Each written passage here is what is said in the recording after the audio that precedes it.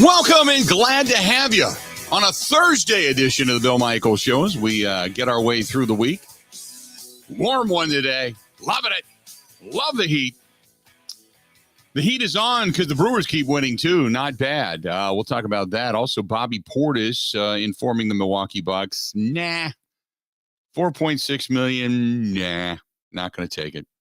He has opted out, going to become a free agent, which is a little bit harrowing because that's the one guy I don't think. I mean, there's obviously other players. Giannis, you don't want to lose. Middleton, you don't want to lose and such. But Bobby Portis is kind of that grunt player, and you hate to lose a guy like that. So they've got some decisions to make in that realm as well. But nevertheless, Bobby Portis saying, nah, baby, nah. You got the commissioner of baseball saying, here come the robots, after we were talking about that yesterday.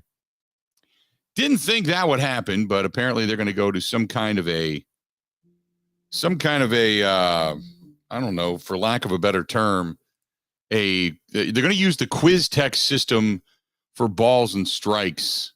And not that I'm a fan of it, but we'll have to wait and see if it actually comes about.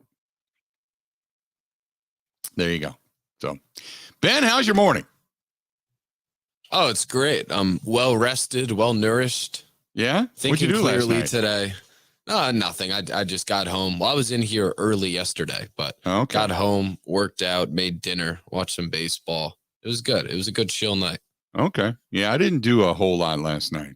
I got to admit, I finished up just because I got my deal today with my back issues. So to yesterday, I took one of my pain pills and I jumped on the tractor and I drove around the yard and completely did the yard work, the grass, the bushes, trimmed the rose bush. I don't know how. I don't know if there's like a specific type of bush that you have to have for long stem roses, but I trimmed a whole bunch of roses off my rose bush yesterday. The house smells floral. I'm liking it. It's a nice, pleasant smell when I woke up today. And then I sat back, had one beer, and then off into dreamland I went. So, and I went yesterday when we did that event over the weekend for the Sherwood Forest archery shoot, which was really cool over in Sussex. And they raised money for Fisher House, Wisconsin and such, which was great. It was a veterans shoot. We donated some money. Obviously, you go in and you buy the raffle tickets and the 50-50 and all that stuff. And Kristen won 2 baskets. One basket was a basket of kids' stuff.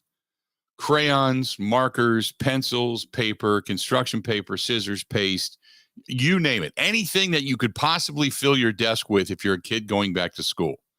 And her son, her youngest son, is 11 years old. So this kind of is right up his alley. But the second basket was more up our alley, to be honest with you. We ended up winning a basket of booze. So 3 bottles of vodka, margarita mix, of both strawberry and the classic.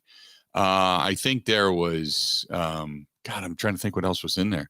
There was a bottle of Angel's Envy, a small bottle of Angel's Envy, and Rare Eagle, or Eagle Rare. And then there was a couple other bottles that were in there too of different boozes. So all of that I had to go. I had to go. I was forced to go pick it up. So went and picked up the booze and I was good to go. And I don't ever win anything. I have gotten to the point where now when you go to these raffles and these charity events and stuff like that, do you buy raffle tickets? Always. I am probably the biggest 50-50 raffle person in the world at every every sporting event I ever go to that has one.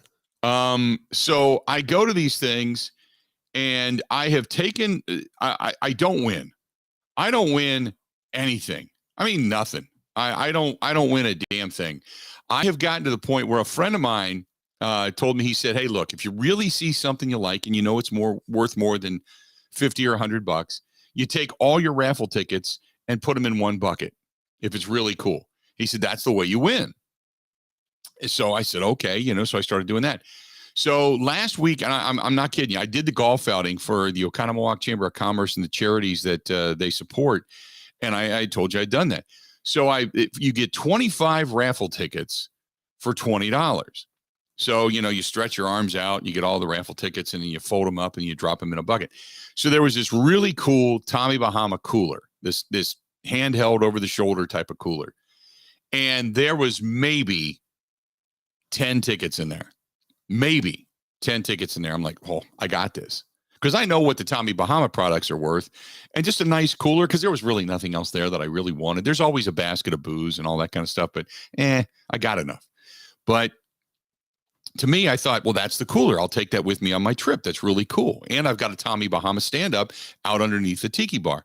So I took all my 25 tickets and threw them in there. I watched maybe 2 people throw a couple of tickets in there. Never one. I mean, I had because I went through the bucket after they drew the number. I'm like, come on. And I went through, got all my numbers out, and there was maybe 12 other tickets in there. So I had better than a 50-50 chance, and I still didn't win. I don't win anything. Never do. Never do with those things. So anyway, but yeah, Kristen won, and she's winning for both of us, I guess. So I'll live with that. Brewers with a nice win yesterday. Pounded out a good win. Davis goes in head first into the wall, which was on ESPN Sports Center today. I woke up and started watching a little bit of that. And, it's still, to watch, it still hurts me. But nevertheless, the Brewers get themselves a win. And in addition to that, they are now on that stretch of games. They're 1.5 games up, by the way. The Cardinals took a loss, so the Brewers are now 1.5 games up. And here we go. The 30-45 Pittsburgh Pirates are now on the docket. And if you're a Brewers fan, here's the question, okay? When you look at the schedule, okay, and you start to get to this schedule and you're thinking, boy, this is the time. You've got 7 of your next 10 games against the Pirates. But, oh, by the way, in the middle there, throw in 3 games against the Chicago Cubs. So 4 on the road beginning tonight. 6:05 on Friday, 3:05 on Saturday, 12:35 start time on Sunday, July 3rd, and then the July 4th spectacular between the Brewers and the Cubs coming up at American Family Field. It starts a 3-game series there, then a 7-10 and 1-10. So with 10 games now sitting right here in front of you against teams that are craptastic, how many do they need to win to say get up 3 or 4 games in the division? And the Cardinals, remind you, are getting into a pretty decent portion, a decent stretch of tougher teams in this stretch. So do they need 7 out of 10, Ben? Do they need 8 out of 10? Or can you see this team all of a sudden getting on a streak where they win 9 out of 10? Ooh, I mean, in terms of how much do they need to get to 3 up, I would say 6 or 7. You look at the Cardinals are in Philly this weekend. Then they're in Atlanta, and Atlanta's crazy hot. And then they welcome Philly in. And then the Dodgers before they end up playing the Dodgers, Reds. right? So I would say really 6 or 7 out of 10, and you get a solid lead. I think the Brewers could easily go take 8 or 9 of them. Yep, I see. I'm thinking 8-2, 7-3, probably the worst, because that means they win every series. You win 3 out of 4 against Pittsburgh, 2 out of 3 against Chicago, 2 out of 3 against Pittsburgh. That's 7-3 out of your next 10. I'd take that, but somewhere in there, you gotta get a sweep. You just kind of feel it in your bones. You got to get a sweep. I'm thinking they sweep the. I don't know if they sweep the Cubs. Maybe they sweep the Cubs. Cubs stink. They're terrible. But 7-3 in your next 10. That's kind of what I'm going for. Carl over in the Facebook fan, or not on Facebook fan page, but on the Bud Light live stream. Welcome to all of you on the Bud Light live stream today. Ted, how you doing? There's Chris. Chris says you got all the free liquor to trim the bush. There you go. ESPN Steve says Eagle Rare, a good cigar makes for a great evening. Yes, it does. Carl, good morning. And he says 7-3, I guess. 7-3. I'm saying 7-3. 7-3 for everybody following on the Bud Light live stream and listening to the program. I'll go with that. 7-3 in the next 10, because here comes that stretch of games in which you go, whoo, not a lot of competition. And you take it in a heartbeat. I'm excited about it. Looking forward to the game coming up later on tonight. Hopefully I'm feeling good. I can maybe sit outside in the heat, sweat a little, watch the game. I don't think I'm going to do much grilling out today. I think there's a salad in my future. But who knows? 877-867-1670, by the way, in case you missed it. 877-867-1670. Hit us up. Phone lines are wide open. You can always find us over on Twitter at Bill_Michaels, at Bill_Michaels. You can find Ben producing the program at Ben Z. Kenny, at Ben Z. Kenny. You can find us over on Facebook and watch on Facebook Live. You can do that, facebook.com/The Bill Michaels Show. Always check out YouTube. Go to youtube.com/Bill Michaels Show, and you can subscribe absolutely free. It doesn't cost you anything at all. Just click subscribe or like or what have you, and you're good to go. Find us over on Twitch TV. Email the program, thebillmichaels@gmail.com. That's thebillmichaels@gmail.com, and the website, thebillmichaels.com. You can always go there and see everything. And don't forget, after the program is over, you can always find us on Spotify, on Apple iTunes, and on Google Podcasts, and wherever your podcasts are downloaded. Download the program, take it with you. There you go. 877-867-1670. Marcus says, I think they're going to go 8-2. They'll be leading the Cardinals by 4 games by the time it's all said and done, but you better get all the wins in now. The Minnesota Twins are a tough team. I have to listen to all these Minnesota fans here in the western portion of the state all the damn time. They can't wait for the Brewers to face off against their former nemesis. Thank you very much. Appreciate the email. I thought really the Brewers, correct me if I'm wrong, Brewers fans, back in the day. Now, I was not here when the Brewers were in the American League, but I always thought that the American League rival was the Chicago White Sox. Correct me if I'm wrong. But the Twins, 43-35 on the season, they're two games up right now in Cleveland. Speaking of the White Sox, there is not a White Sox fan alive that I know of that wants to keep Tony La Russa around. Not one. I did the event down at Cortez's the other night for the cigar dinner, and quite a few, obviously, people from Illinois or live in that area, near enough to that area, that are White Sox fans or Cubs fans. And nobody wants Tony La Russa around anymore. They feel that this team has got a lot more talent, and La Russa just flat out sucks. Ownership's never going to get rid of him. They love him, at least not till the end of the season, and he's got time to turn it around. But you talk about a team with the talent that is woefully underperformed. 6 games back right now behind the Minnesota Twins, as a matter of fact. So that, not that, that has any relevance right now to the Brewers, but the Twins do, obviously, in that division. So the Twins come in leading the Central. That is going to be a relatively good series. Actually, the Brewers are on the road up at Target Field for a 2-game series there before they finish things off. They go from Minnesota to San Francisco to end the first half of their season, the unofficial first half of their season. So the final 6 games on the road, and that's against tough competition because you can't count out the Giants either. The Giants at 40-34, 6 games behind the Dodgers. Dodgers 46 wins on the season, and right now only a game behind the Mets for the second best record in all of the National League. And the Mets still trudging right through, although they've lost 3 straight as of late. And like you had mentioned, Ben, the Atlanta Braves, they've won 2 straight, 7 of their last 10. They've been hot. They're within 3 games of the Mets in the top of the division. The Phillies have dropped a couple here as of late, and they're 8 games back. The Marlins 12, and then Washington. How far has Washington fallen?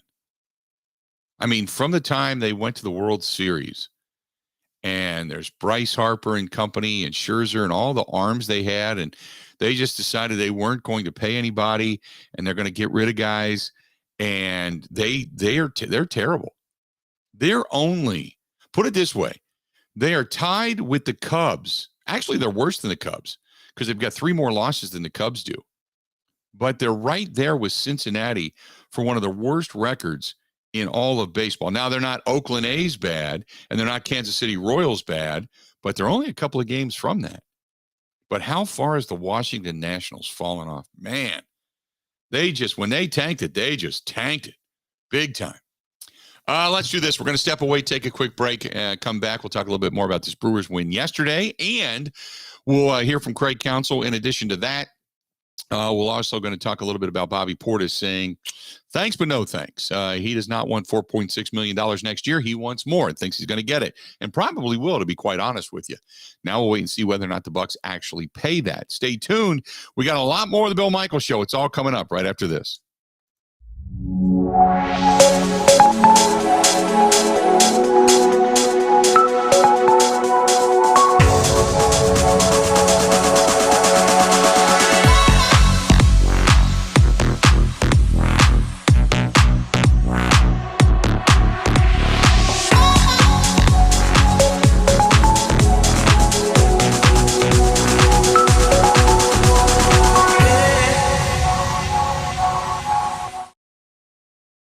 and private events all year long. Remember, any time is a great time for Forgotten Fire wines and ciders. Wisconsin wine made from Wisconsin people.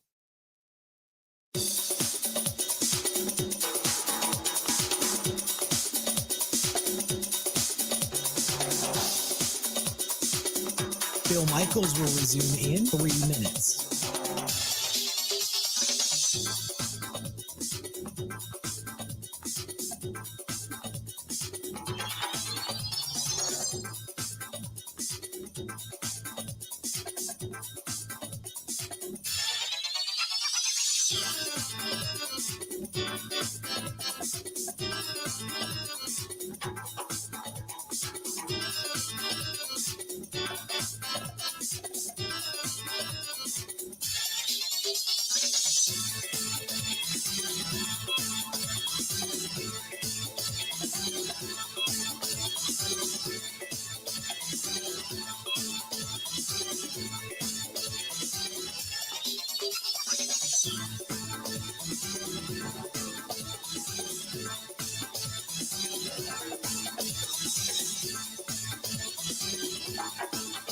Bill Michaels will resume in 2 minutes.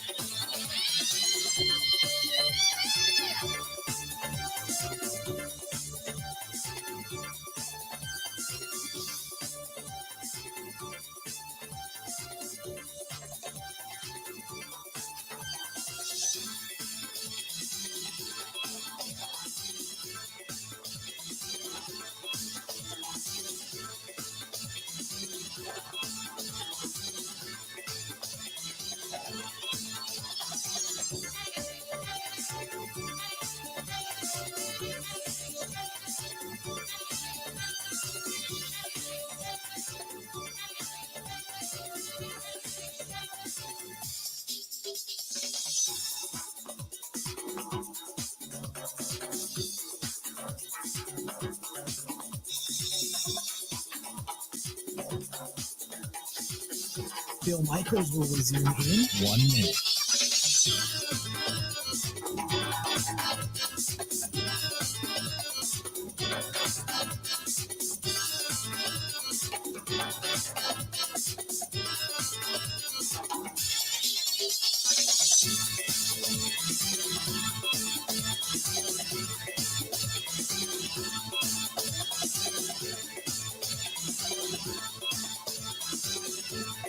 Bill Michaels will resume in 30 seconds.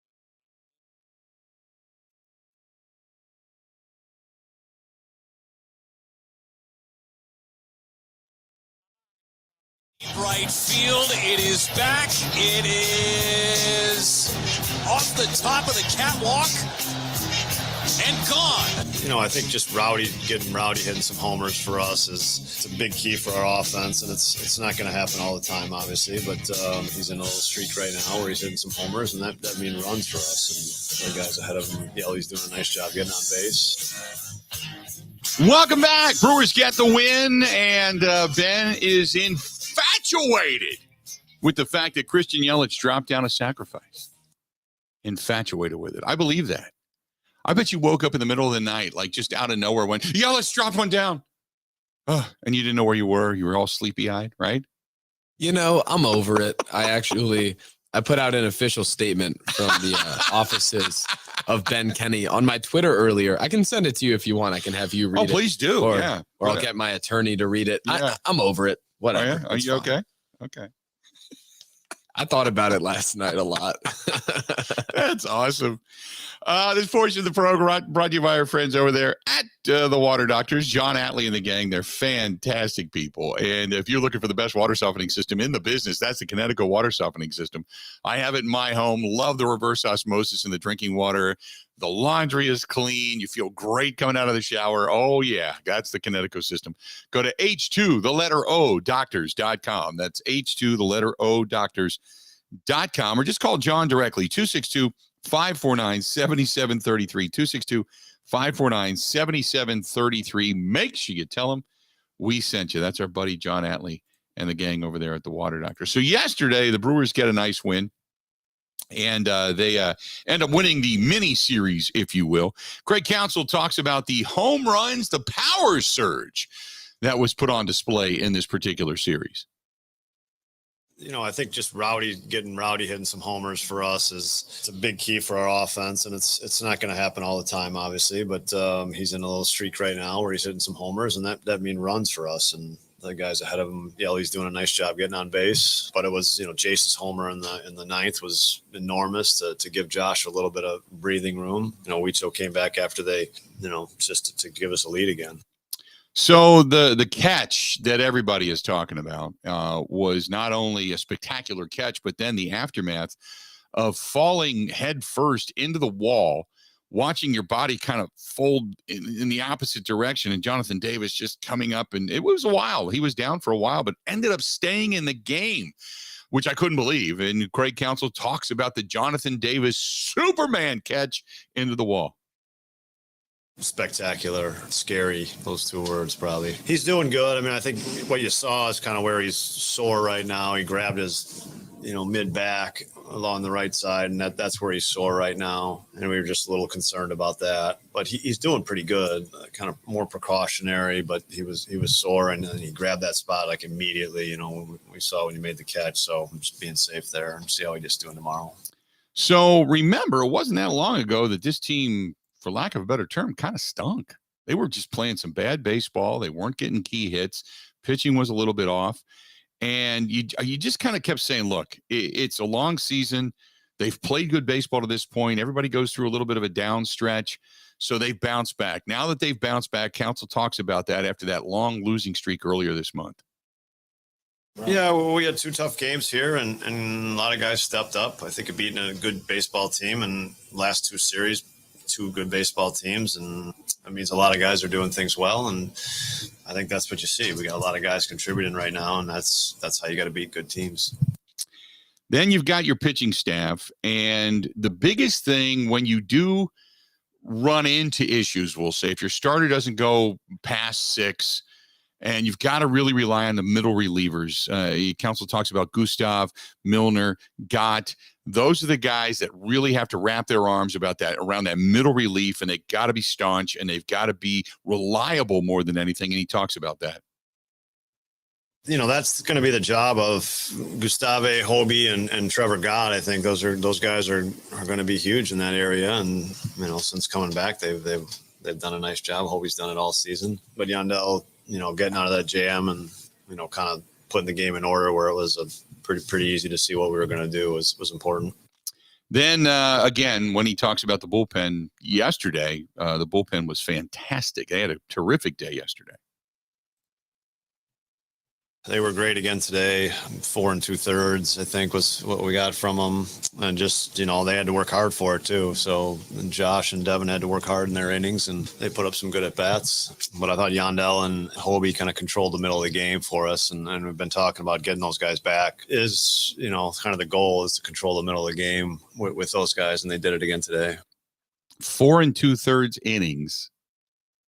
The bullpen went 4 2/3 innings, giving up 1 hit. Think about that. 4 2/3 innings of 1 hit baseball. Gustav won an inning, pretty clean. Milner goes 2/3 of an inning, pretty clean. Boxberger, an inning, couple of strikeouts and a walk, but pretty clean. Devin Williams gave up a couple of walks, but had 3, struck out the side, left runners in scoring position. And then Hader came in, gave up the 1 base hit, but pretty much closed it down. And Hader didn't have a strikeout. Think about that. Hader didn't have a strikeout. His ERA right now sitting at 1.09. but he got it done in many different ways yesterday, and that's what you need to continue to do. So the bullpen was fantastic. So also says, going back to, the Davis catch, the first comment you heard from Craig Counsell was more about the concern, the catch itself, but then the injury, folding in his back, that little side issue right there where the back muscle is. But then he kind of goes back to that and reflects a little bit and said, man, the catch was scary. Don't get me wrong, but it was spectacular. It was an incredible catch. And I mean, it was, scary and spectacular. Those are the two words that come to mind, because when he hit the wall, it was scary. And then he also kind of elaborates a little bit on the catch. I mean, he's a good center fielder, so I did think he had a chance, but where the ball ended up is, for how hard it was hit for him to get there, and then put his body and health at risk was brilliant. Yeah, it was amazing catch yesterday by Davis. 877-867-1670, 877-867-1670. Now they head into Pittsburgh today, an evening game in Pittsburgh at Three Rivers, which are the old PNC, the old Three Rivers area. But they're going to start that 4-game series beginning tonight, and the Brewers taking on the Pirates, and looking forward to that. 877-867-1670. A couple of things. Brian says, back in the American League days, if you were in the northern half of the state, the Brewers rivalry was definitely with the Twins, maybe closer to Milwaukee. It may have been the White Sox. I guess you're right. It's probably just depending on your territory and where you roamed, so to speak. So I completely get it. This one's from Austin, who says, glad we're playing better, but I get concerned with this offense only producing runs with home runs. I feel like our offense is feast or famine at times and need to be more well-rounded. And I agree. But in today's baseball, that's kind of what it is. Unfortunately, they're doing it better than a lot of other teams, which is great. And you kind of say, knock on wood, that's fantastic. But I'm just, it's you would like to see the ability to put the ball in play. And I'm not talking about dropping down bunts. That's not what I'm saying. What I'm saying is you'd like to see them have the ability to just put the ball in play. If you're not going to be just yanking it for power, then I would love to see them to be. How many times do we see them go the opposite way? Just reach out and get one, hit a flare into the outfield. How many times do you see them hit behind a runner? Not that you have to go station to station, but if you can drive a guy from first to third, there you go. So I agree with you, but I hate to say, because I love that style of baseball, but I hate to say this, but that style of baseball, that old school style of baseball, it's all but gone. The days of Tony Gwynn's and Pete Rose's and such, those are kind of gone. Kirby Puckett's, those are kind of gone. Ricky Henderson, that baseball is somewhat gone. I was sitting down watching Major League last night. Okay. I watched Major League and it just was on. I went to bed and I was laying on an ice pack last night. So I'm just like, flipping through the channels. And there's the last, I don't know, maybe the last half an hour of Major League. And they're playing the Yankees, and everybody knows what Major League is with Euchre and such, but they're playing the Yankees, and it gets down to the 9th inning, and Willie Mays Hayes does the excuse me kind of half a swing, and he ends up beating out a throw to first base, and he's on.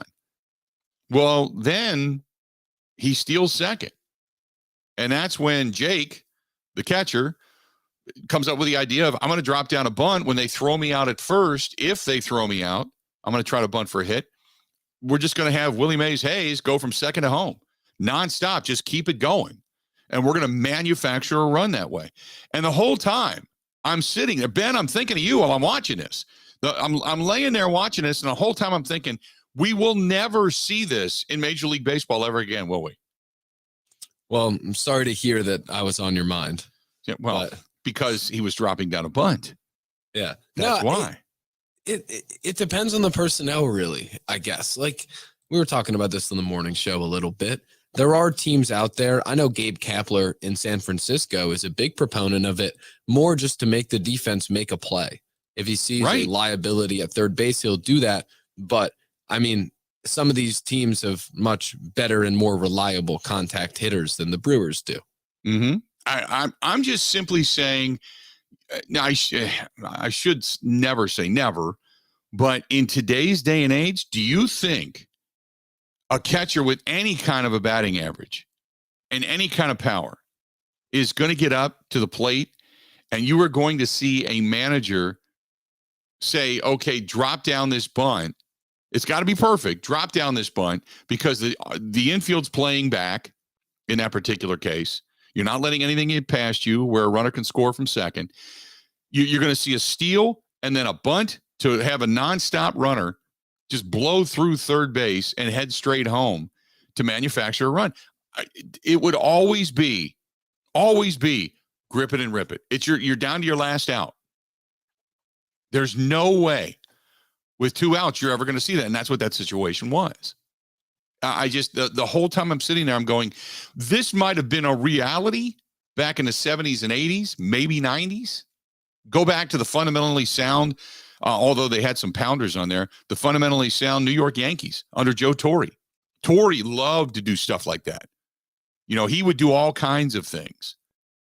He didn't mind it, but he had some power hitters on that team too. So, Mariano Rivera closing things down. But my point being, he didn't mind doing stuff like that. But that's probably the last time you're ever going to see a team like that really manufacture runs. Anyway, I'm woefully late. 877-867-1670. Again, 877-867-1670. Stay tuned. More of the Bill Michaels Show is next. This is the Bill Michaels Show on the Wisconsin Sports Zone Radio Network. Things in Wisconsin that are meant for each other. Beer and brats. Now you're talking. Chicago and playoff losses. Delicious.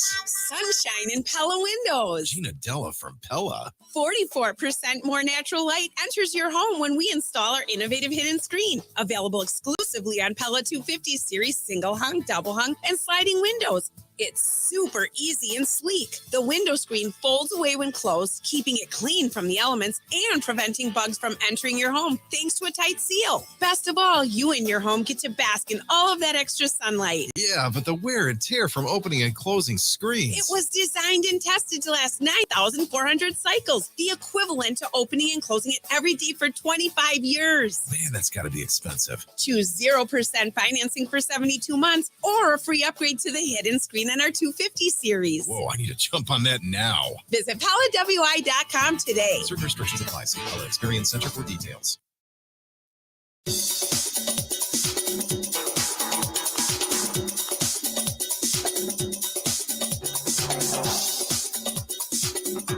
Bill Michaels will resume in 5 minutes.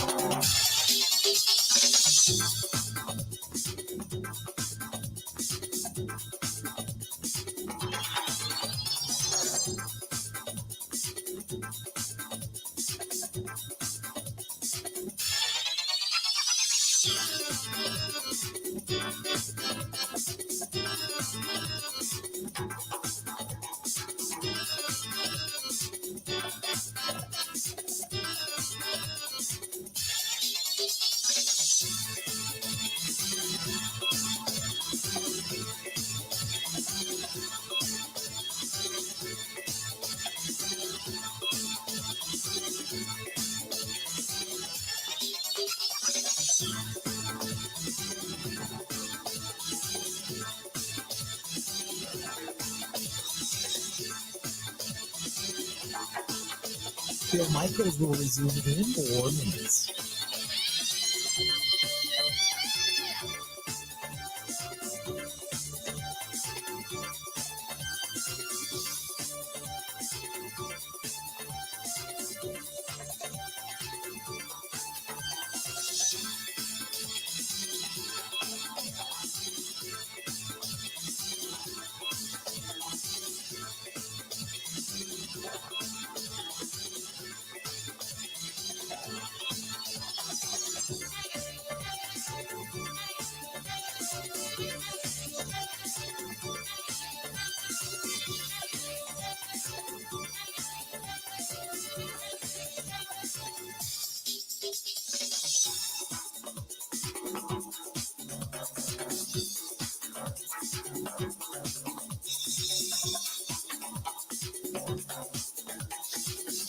Bill Michaels will resume in 3 minutes.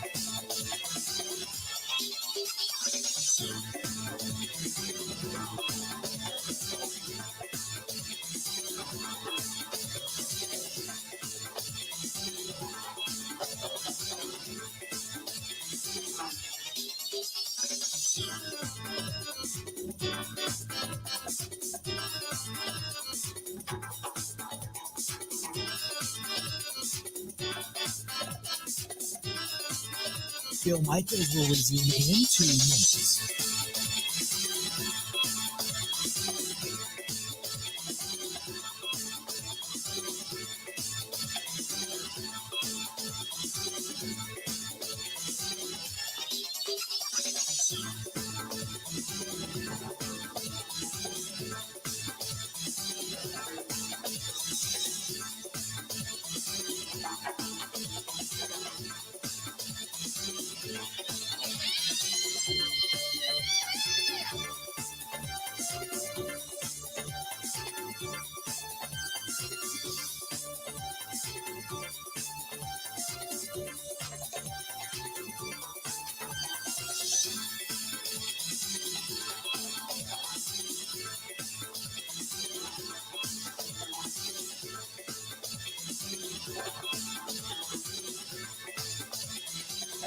Bill Michaels will resume in 1 minute.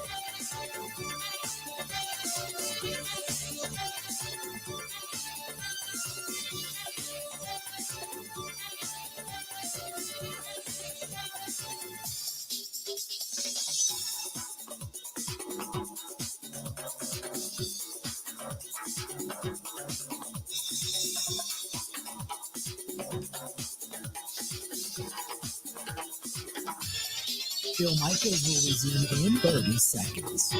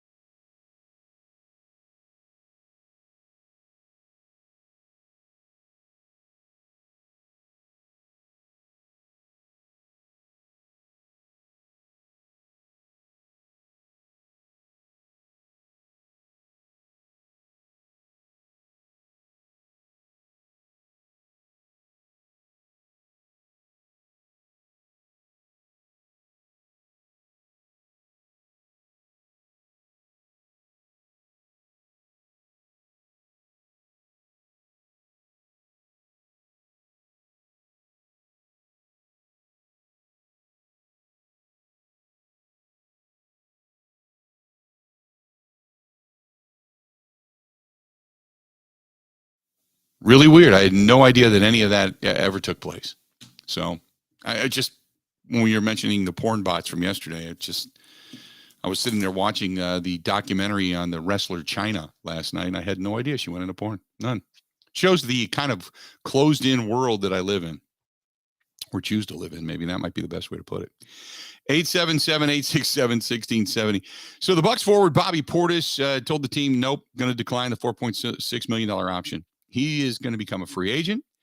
His agent out of Priority Sports was telling Adrian Wojnarowski, I believe, who reported this, but Portis had the early bird rights here in Milwaukee, and he can sign a 4-year deal, 4 years, $49 million. The contract has to be for a minimum of 2 seasons, cannot include an option in the second year. And a year ago, after he helped the Bucks win that title, he declined the $3.8 million option, became a free agent, ultimately stayed in Milwaukee on a 2-year, $9 million contract. It included the player option for the second year. That's this year. He has started 59 of 72 games, largely as a fill-in for the injured Brook Lopez, averaged 14.6 points, 9.1 boards, shooting 47.9% from the field and 39.3% from beyond the arc. And he has started 7 playoff games in the past couple of years. And in Milwaukee, averaged 15.4 points and 11.3 boards per game in those games. So the question is, would you pay Bobby Portis to come back? I mean, to me, the obvious answer is hell yes. You bring him back.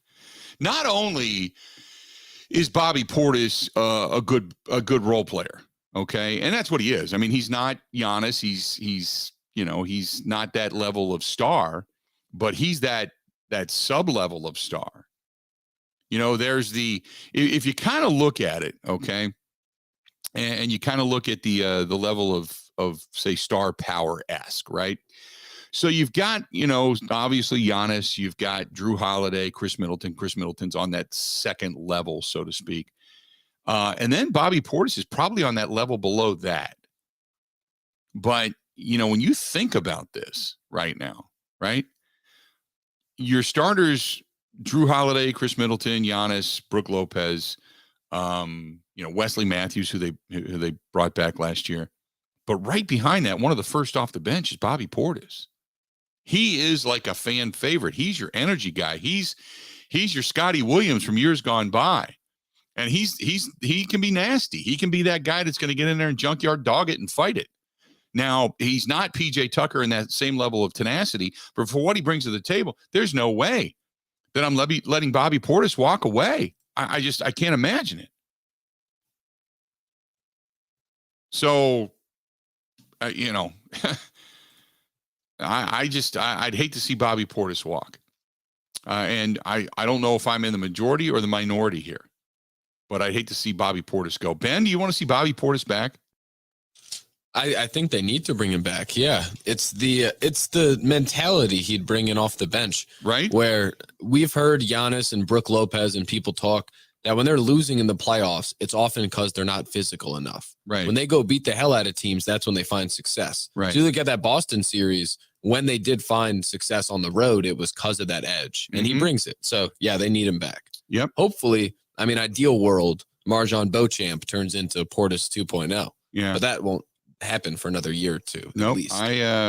I agree. I think he is a tremendous player. I think he brings when you look at everybody that is on that Bucks roster, right? You kind of say to yourself, okay, let's look at it this way. Who on this Bucks roster can be replaced is a guy? Okay. Everybody has a role. Drew Holiday has a role. Middleton has a role. Giannis has a role. Brook Lopez has a role. Then you look at George Hill. George Hill, he's kind of a calming influence. He can handle the basketball, a bit. Grayson Allen, obviously, he was supposed to be this dead-eye shooter, but come the postseason, man. Other than the Chicago series, he was nothing. Pat Connaughton, energy, outside shooter, tenacity on defense. He's got a role. Bobby Portis has a role. Beyond that, tell me who has a legit role. Serge Ibaka was a backup. everybody is just a role player after that. You know, so I just bring Portis back. I mean, that's my thought. Anyway, stick around. Stay tuned. We got a lot more of the Bill Michaels Show coming up next. Want to make your summer even better? Potawatomi Hotel and Casino has 500,000 ways, like winning your share of $500,000 in cash and prizes. Over 100 winners every Thursday. For your chance to win, just play with your club card July 1st through the 28th. So go ahead, book that beach vacation, that up north cottage getaway, or make it a staycation to remember. Your summer just got even better. Only at Potawatomi.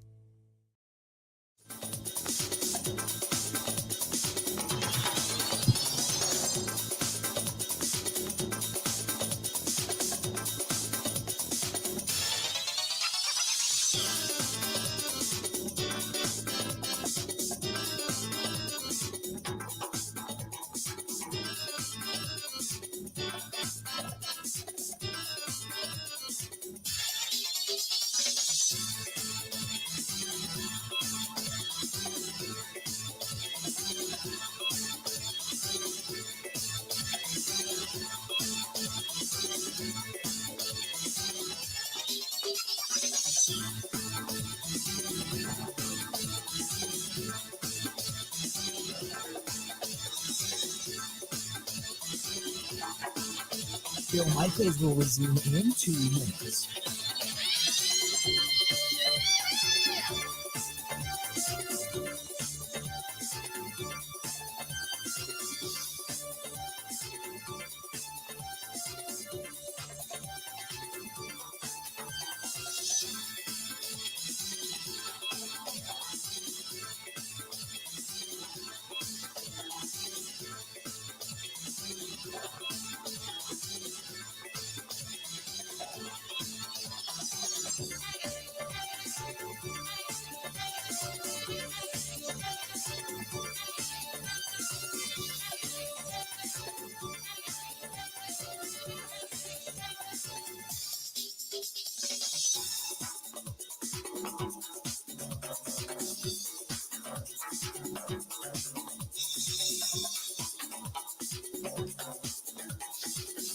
Bill Michaels will resume in 1 minute.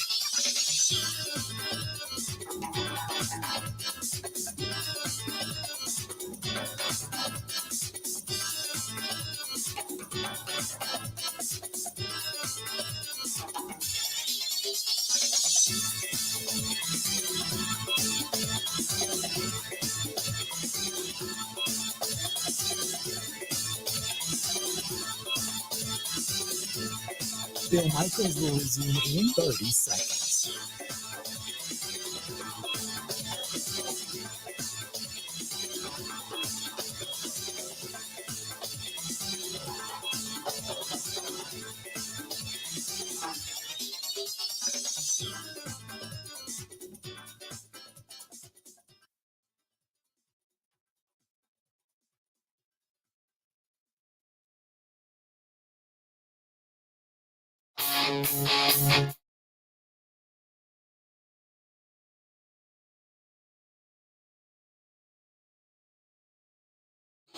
Our friends at Burn Pit Barbecue, that, I believe, will get a little bit of a workout tonight. You know why?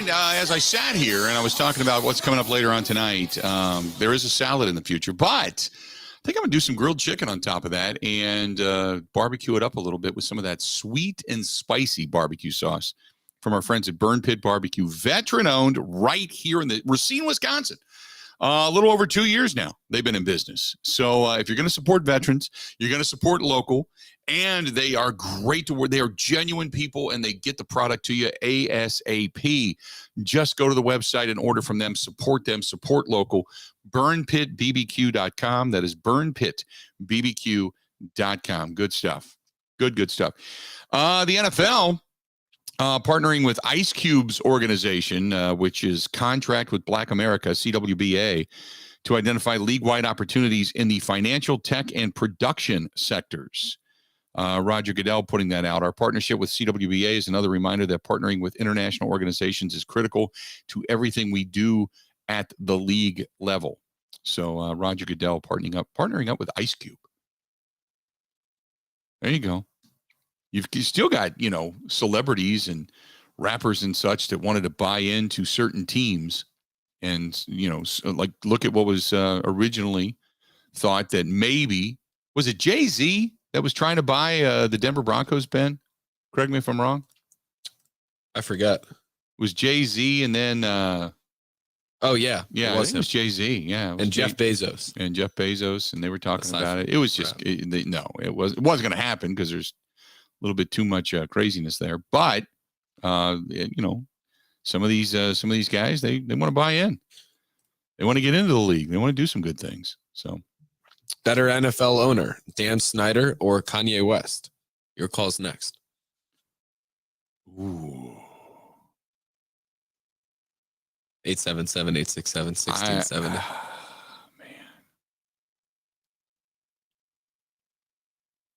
Man. I think it's hands down it'd be Kanye. And I hate to say that because I think Kanye's a nut, but you can only look at the track record of Daniel Snyder as an owner, right? That's a great question. And I think at this point in time, if Kanye came over and said, hey, I'll buy the Washington Commanders, I would say, sell it to him. What's the worst he could do? As opposed to what Daniel Snyder has fostered there, right? Am I wrong on that?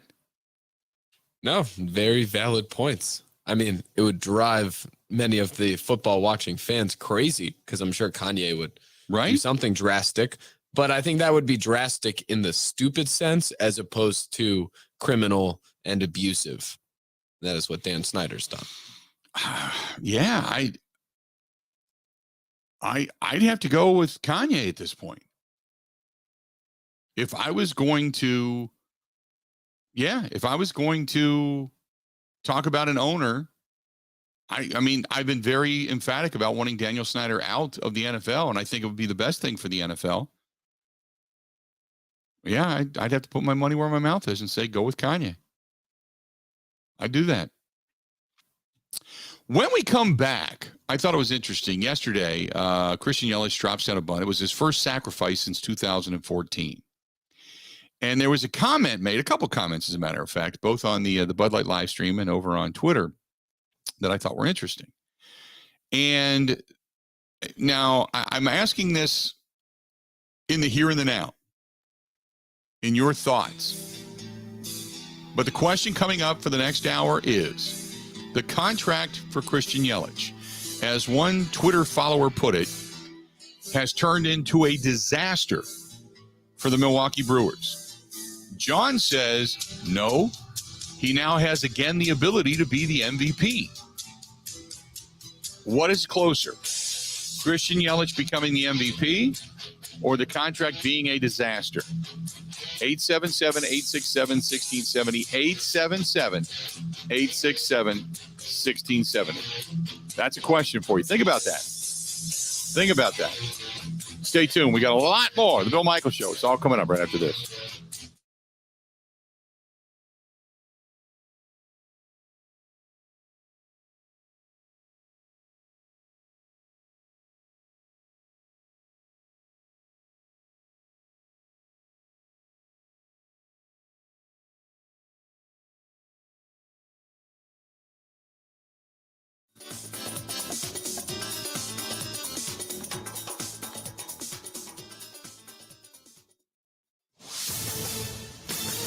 This is a Wisconsin Sports Zone update. The Brewers finished off a quick two-game sweep of the Tampa Bay Rays with a 5-3 win yesterday afternoon at Tropicana Field. The crew did all of their damage on offense with the long ball. Rowdy Tellez would hit 2 home runs, and Luis Arias would stay hot, hitting a 2-run shot in the 5th inning as well to give Milwaukee a lead and never look back. And then Jace Peterson went deep with a solo shot in the 9th inning for some insurance. Here's more from Craig Counsell on all of the homers. I think just hitting some homers for us it's a big key for our offense, and it's not going to happen all the time, obviously, but he's in a little streak right now where he's hitting some homers, and that means runs for us. And the guys ahead of him. Yelly's doing a nice job getting on base, but it was, Jace's homer in the ninth was enormous to give Josh a little bit of breathing room. Weicho came back after they, just to give us a lead again. Josh Hader would also come in the ninth to pick up his 24th save of the season. The Brewers now travel to Pittsburgh to start a series against the Pirates. To the NBA, Milwaukee's forward Bobby Portis has declined his player option and will become a free agent. This move was expected by the Bucks as they'll try to hold on to the versatile forward. Free agency begins in the NBA starting today at 5 o'clock.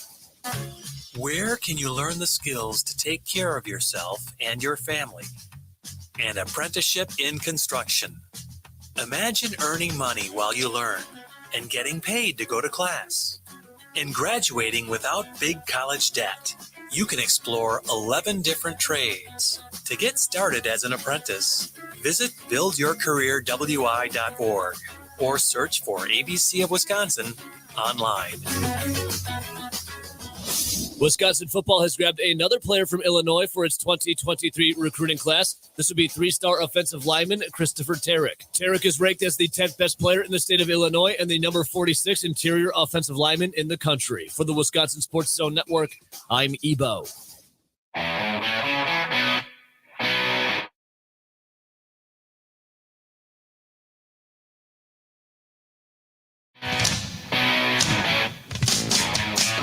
Hour number 2 of the Bill Michaels Show. Glad to have you back. Welcome to all of you listening to us on our fine and ever-growing group of network stations. Thanks to those of you in Shawano and Clintonville. WMAM in Menominee and Marinette. Love those people up there. As a matter of fact, I heard back from the Forgotten Fire Winery people in Peshtigo. They've got that Moscato, so I had to order me and say, hey, let me know. I got to get some bottles of that Moscato here before I leave on vacation. So I'm going to do that. Our friends in Rice Lake, 1240 a.m. there. Our friends in Wausau, a.m. 1230 there. Love it. Our friends in Viroqua, obviously, Ernie and the gang, always listening. La Crosse, Eau Claire, good stuff. Obviously, our flagship station out of Madison, The Zone, 1670 AM, 96.7 FM. Friends in Platteville as well. We continue to grow and get bigger. Love it. And the mighty AM 920, blasting the big 920 in Milwaukee. Cannot forget about our newest affiliate, and that is the big 920 out of Milwaukee, now on board 6 months. 6 months. Love it. Love to be back on the air in Milwaukee. So the argument going back and forth yesterday during the Brewers game, as I'm sitting on the couch after we got off the air and I'm watching the end of the Brewers game. And obviously Christian Yelich drops down a bunt. All right. Drops down a bunt. And the first time a sacrifice bunt had been dropped down off of the bat of one Christian Yelich since 2014. Right? Okay. So there were some, like Robert, who said this contract, it's a disaster for the Brewers. John came back, simmer down. The dude has the ability to be the MVP again. I got one from Newitt, who says, let's not jump to conclusions. Alex says he's never going to be the MVP we paid for. He's not hanging out with Braun anymore. He is never going to be able to hit the ball with power anymore. Matty says, go away. He's hitting the ball on a rope. He will be an MVP in the next 2 years. Kurt, K-I-R-T, by the way, K-I-R-T. Kurt says, MVP in the making. He'll do it again. Zach, no way. He is going to be a money pit. He's awful. Okay. Two extremes there. Right? So I thought, you know what? Rather interesting discussion. So I thought I'd bring it to the masses. I bring it to the people. That's what we do. When we have things like this, bring it to the people. Now, remember, when Christian Yelich, when he ended up signing with the Brewers for that long-term extension, that was like minutes before they shut it down for COVID, right? Just minutes. So he signs the deal. They make the announcement. Christian Yelich is back. He's better than ever. He signs the contract. And then all of a sudden, everything just begins to fall apart, right? Okay. So go back through Christian Yelich's years. And coming off of that season that he hit above 320, He gave you close to 40 home runs. He's been nothing short of fantastic, right? I think we can all agree upon that. He's been nothing short of fantastic. No problem. So you tell me, is Christian Yelich's statistics and going back to when he hit that 320 plus mark to, when he signed the deal, right? Signed the deal. And then after that, obviously he was coming off of the knee injury.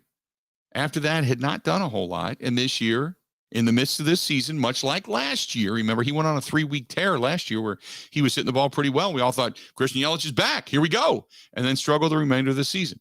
He's also struggled in the postseason. You tell me what you think of that contract. I mean, right now, he's roping. He's not hitting for power, but he's roping. But remember, the contract itself, right? The contract itself, when you look at Christian Yelich, the contract itself at that particular point in time was actually a little undervalued. 2018, he hits 326, 329 in 2019, right? 130 games, hurt the knee, out for the remainder of the season. But that was when he was coming off of 44 home runs, 329 batting average. He also had in that year 3 shy of RBIs of 100. The year before, he had 110. An OPS of 1.1, 1 point zip the previous year, all of that. And you're like, that's when he signed the deal. So he's now in the 3rd year of that deal. And in most recent history, he's been batting pretty well. He's got a 252 batting average, 379 sluggage, 341 on base percentage. The OPS, power numbers wise, leaves a little bit to be desired, sitting at 720. So you tell me, is that contract a good deal or a bad deal? Do you think he has MVP ability in himself still? 877-867-1670. Rick says, I think Jordan Love has a better shot at being a quality starter than Yelich ever getting back to an MVP form. Wow. Wow, that's an emphatic no. Wow. Brentley says, whoever thought the contract was a disaster obviously doesn't understand logic. He took a massive discount to stay here. I don't know how people forget that. Is there a chance for him to get close to his MVP seasons again? Maybe. But he's also going to be 30 next year. So logical thinking says production will slow down. I bet if he signed with the Yankees, he would be making 35 to 40 million a year, if not more. Right now, Brentley, I will say this. Between the ages of 27 and 31 is your peak. So he's going to be 30 next year, correct?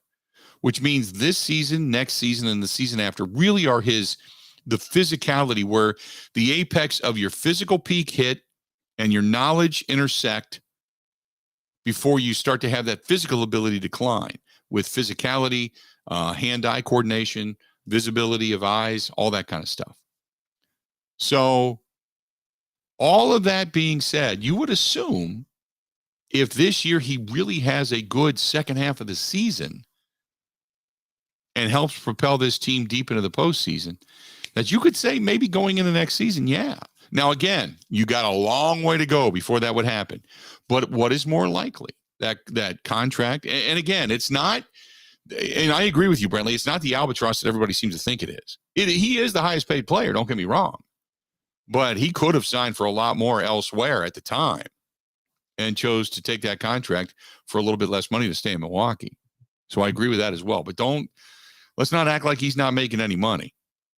Let's go to Kevin. Kevin, welcome to the program, The Bill Michaels Show. Kevin, what's going on today, buddy? Good morning, Bill. How are you? I'm doing great, man. What are you thinking? Well, I'm going to take a little bit different perspective on this, just because of past experiences and just kind of I should just say my experience. I really truly think that he will eventually get back to the MVP form. I really do. Look at the type of damage he did to that knee. And when it comes to hitting a baseball, when it even comes hitting a golf ball, what takes the most torque? Right. It's in your knees and hips. Knees and legs. And so hips, he's trying to, I mean, if I would love to take a look, I mean, if I had the ability to look at pictures of what he was at his MVP form on his swing to what it is like at now. And I almost can bet it's a lot different, and it's not a power swing. They it's say be more of a base hit. The exit velocity is still good. It's just that he's not hitting with the trajectory that he was hitting with. His launch angle isn't the same. It's more dead on than it is lifting the baseball. And I think, I mean, like I said, this is my opinion. I think he doesn't want to, torque. I mean, that's a lot of torque on your knees. Yep. And especially the way he swings the bat. And I think that has hindered him, but now he's starting to learn how to deal with it better. He doesn't have the pressure of being in the third spot. He's in that pressure of, it's get on base. So I'm going to get on base any way I can. If it's going to be a bunt, or it's going to be a base hit. I mean, he's at that point where he's not going to be that power guy for him anymore. Right. And make him the leadoff guy and let him make his money there. Let him be the guy to lead off the game and play and eventually, occasionally get that leadoff home run, still get that 20, 25 home runs a year. Right. But I just think that, I mean, he's still in the learning process. He's a year and a half out from that injury, or maybe 2 years. And he's still in the process of trying to learn it without having to put so much torque on that leg. So here's the next question, though. So let's just say he still gives you 80 plus RBIs. He gives you a batting average of, say, 275, and maybe he only hits 15 home runs. Is it still earning that contract? I think so. See, I do too. Now you were kind of hoping he was going to give you 40 home runs plus per year, and I understand that, but I don't think he would. I never thought he was going to do that. I thought he was more like a 25 to 30 guy, 25 to 32 type. So if he doesn't give you those home runs, at least give me the on base percentage. At least give me the ability to drive in runs and or score runs. Be a table setter for those who can hit home runs, and I'm good with that as long as he's getting on base and or driving in runs. I don't have a problem with that, right? And I don't have a problem with that either. I think if he's getting on base and then he comes up and if it's Peterson in the nice spot and he gets on base and he moves him over with a bunt. I called that yesterday when I was sitting in the bar watching the game, and it's bunt him over. It's a 3-3 game. Later in the game, it's bunt him over, get him in scoring position, because you know how the Brewers are lately with trying to get people to score and base hits has been horrendous, and he's still got left there on base anyways. Yeah. But it's, I mean, I think I think he needs to do that more. And I know you said something about a question the last hour about, why aren't we doing this more often? And I think you and I have talked about this before, is the analytics has killed baseball. You're right. Absolutely. Because you're not going to see the guys like Rose, I go back through those guys that were just get on base guys, high percentage guys with on base percentage, and guys that would get on any way they possibly could. You don't see that anymore. You just see more so because analytics will tell you the grip it and rip it style is better. Right. And I wish we had more coaches like that, Lou Brown in Major League, that when Ford come up with his contract, and what did he do? He dropped it on the ground and peed on it. I think we need to have more coaches like that. It's going to say, all right, granted, you're a home run hitter, you're going to push the guy over to second base and give us a chance to score. I don't know if I'm going to see Craig Counsell at any point in time drop his drawers and pee on a contract, but I would in the right circumstance, I could see it. Okay, I can go that direction. He was a scrappy guy. I can go with that. So, all right, man, appreciate it. You guys have a great day. Thanks, Kevin. Talk to you soon. He drops off. You get on board 877-867-1670. Christian Yelich, the discussion yesterday became prevalent over on Twitter as to whether or not Christian Yelich was the bust of a contract and an albatross around the organization's neck, or that he's starting to hit the baseball and returns more to the form of the MVP, and this contract becomes extremely valuable to the Brewers. Which way do you think this thing is and or it will go? 877-867-1670, 877-867-1670. Hit us up. We'd love to hear from you. Again, 877-867-1670. This portion of the program brought to you by our friends over there at the Sunset Grill. Sunset Grill in Pewaukee, and the docks are open. I don't know what they're doing for 4th of July. I had a couple of people ask me, are they going to be, I would assume that you just go there, get a table, sit out on the deck, and maybe bring your boat over, dock it, and look up, watch the fireworks for the 4th of July. But a great place to go. And they have a huge musical lineup coming over the next couple of weeks. Check out Sunset Grill Pewaukee on Facebook as well. Stop in and tell Trish and the gang hello. And they have got some really good new dishes. And their pizza's really good, too. Thin crust, crispy, good pizza over there at Sunset Grill on Pewaukee Lake. Tell them we said hi. Stay tuned. We got more of the Bill Michaels Show. It's all coming up right after this. Covering Wisconsin sports like a blanket. This is the Bill Michaels Show on the Wisconsin Sports Zone Radio Network. The Thunder is back, and you don't want to miss it. June 30th through July 3rd. It's the NASCAR Cup Quick Trip 250 and the Xfinity Series Henry 180. For tickets, go to roadamerica.com.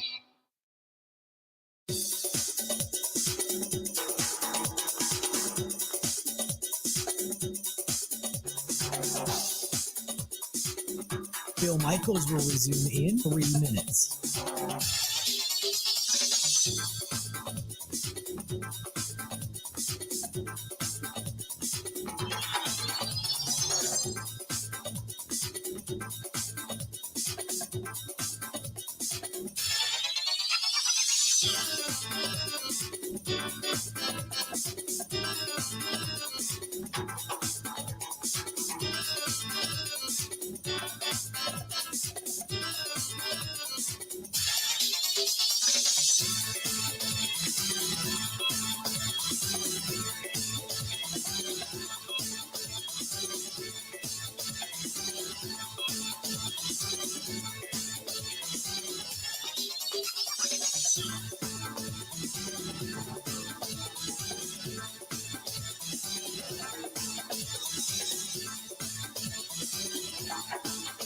Bill Michaels will resume in 2 minutes.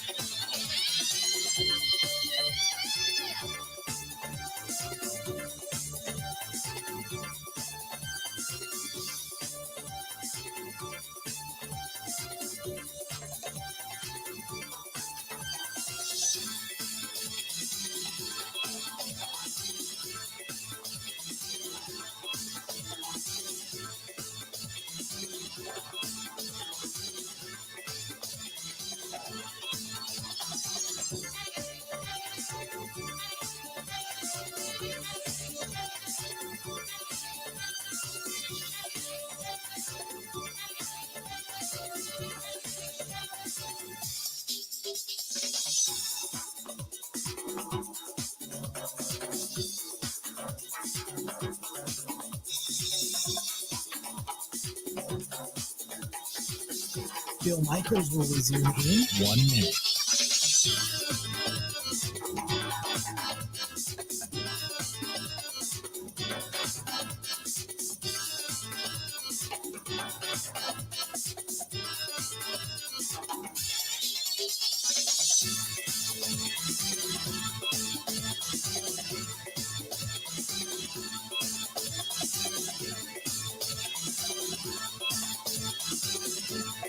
Bill Michaels will resume in 30 seconds.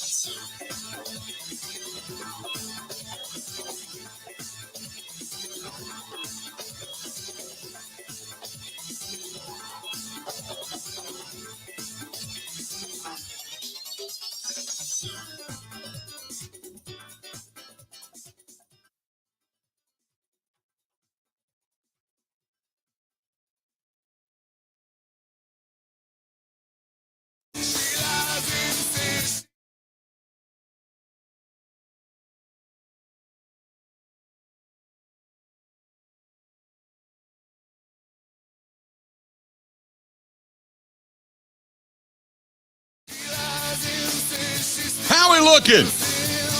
Hey, our friends at Epoxy Flooring Done Right, Sean and the gang, good people over there. Get a hold of them. If you are looking for an epoxy floor, polyurea coating, different colors, different finishes, they can do it. And they're right here in the state of Wisconsin, which means if by chance you have any problems, he's right here. He's not down in Illinois. He's not in Iowa, not in Minnesota, like some of the problems I've heard from some customers. He's been fixing a lot of their problems because once they do it and they do it cheaply and they don't live up to what their promises are, you can't get them. You can't get them back here. You can threaten them with legal action, but it doesn't matter because they're not in this state. Think about that. Sean is. Get hold of Sean over there at Epoxy Flooring Done Right. 262-443-2852. 262-443-2852, or go to epoxyflooringdoneright.com. That's epoxyflooringdoneright.com. Good stuff over there. Good stuff. Talking about Christian Yelich. And got some issues with some of this stuff because some people said it's terrible. It's an albatross. The contract's awful for the organization. Others are like, wait a minute. He took a little bit of a discount to stay here. He's starting to hit the ball. He's starting to return to form, but will he ever live up to the MVP form that earned him that contract? Don't know. Our buddy Steve in Ridgefield says, hey, first of all, best of luck on the procedure today. Hopefully it goes lucky and quickly. As far as Yelich is concerned, I think the contract being a disaster is closer to then returning to the MVP form. But I say that with a caveat. When he was his MVP years, the vast majority of Brewers fans were concerned that they were going to lose him to free agency. Kudos to Mark Attanasio for ponying up the contract. In that sense, I don't consider the contract a disaster because the Brewers did what was needed to keep him. They were just a victim of a foul ball off of his kneecap and injuries that happen in all of sports to every player. He's only one play away from a career-ending injury anyway. Lastly, what a spectacular catch by Jonathan Davis yesterday. Spectacular being highlighted, by the way. Thank God he wasn't seriously injured. The Brewers are going to go 8-2 in their next 10 and 11-5 before the All-Star break. Book it. That's our buddy Steve in Richfield. Boy, that'd be huge if they did. Huge if they did. Yeah. Be good stuff. Good stuff. 877-867-1670. 877-867-1670. Hit us up. 877-867-1670. Do you think the contract more towards disaster or more towards the possible return of the MVP form?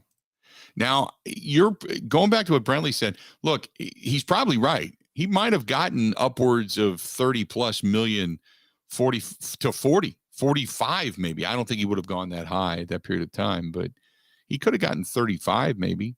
So maybe he took 5 million a year less to stay. Maybe he took 7 million a year less to stay, right? I think we can all agree upon that. But if he say, and I've said this before, give us 275, give us 280 consistently, right? 275, 280, 15 to 22 home runs, maybe 25, 85 to 100 RBIs, and obviously if he's going to continue to hit leadoff, that'll change. But when you look at all of that, give me if he's not going to be, the guy that's going to be driving in runs, then be the guy that's on base scoring runs. Few stolen bases here or there. But when you look at this contract by Christian Yelich and what he is right now, okay, and where he's at in this contract situation, this year he's making 26, but it's 26 million a year for what, until 2029, basically. Actually, it drops. It's 26, 26, 26, 26, 26, 26, 26, and then 20 in the last year of the deal. And he does have a full no trade clause in that contract. But he does not become an unrestricted free agent until 2030. But where he's at right now, the adjusted salary base for all of this, is 22 million and then 20 million in the last year. So it's not, the yearly cash for this is basically 22 million a year. It's not a terrible deal. It's really not. So when you can say, is it the albatross? I'm not going to say it's an albatross. It's certainly a big contract for the Milwaukee Brewers. There's no doubt about that, being the smallest media market, money market in baseball. But it's not this detrimental albatross. 877-867-1670. 877-867-1670. Hit us up, whether it's over here on Twitter or over on the Bud Light live stream. You can call the program as well. Phone lines are wide open in all of this. Cheddar Ball says he better be the best damn leadoff hitter in the league for what he's making, or a Wade Boggs type of player. Would everybody be okay with his contract if he turned himself in more into a player like Ichiro? That Ichiro hit for average, multi-base, did have leadoff power, had base stealing ability, all the way into, if you look at Ichiro and what he did in his time, he'd be making about the same amount of money, right? So, yeah, I'd go for that. What is Aaron Judge going to make? He's a legit power hitter, right? Ben, Aaron Judge, legit power hitter, correct? Yeah. Okay. No doubt. So legit power hitter, you probably say, and he just agreed in his arbitration to make $19 million per year, which is what, $3 million less than. So he's making $3 million less, but he's coming up on his free agency. And the Yankees have a chance to renegotiate with him, and obviously to give him a contract extension, it's going to be huge. But you look at what did Bryce Harper sign for? $350 million? $330 over 13 years. Okay. So $330 over 13 years. All right. So when you look at those payrolls and you look at, say, let's go with Bryce Harper, who was putting up big numbers, right? Bryce Harper putting up big numbers at the time. And his numbers, for the most part, were huge. They're paying him to be a big, giant power hitter. That's what he's getting. 877-867-1670. I mean, Bryce Harper right now making $27.5 million a year. His base salary is $26. So, yeah. The guys want the totality of money. The years are a little different. That's the thing.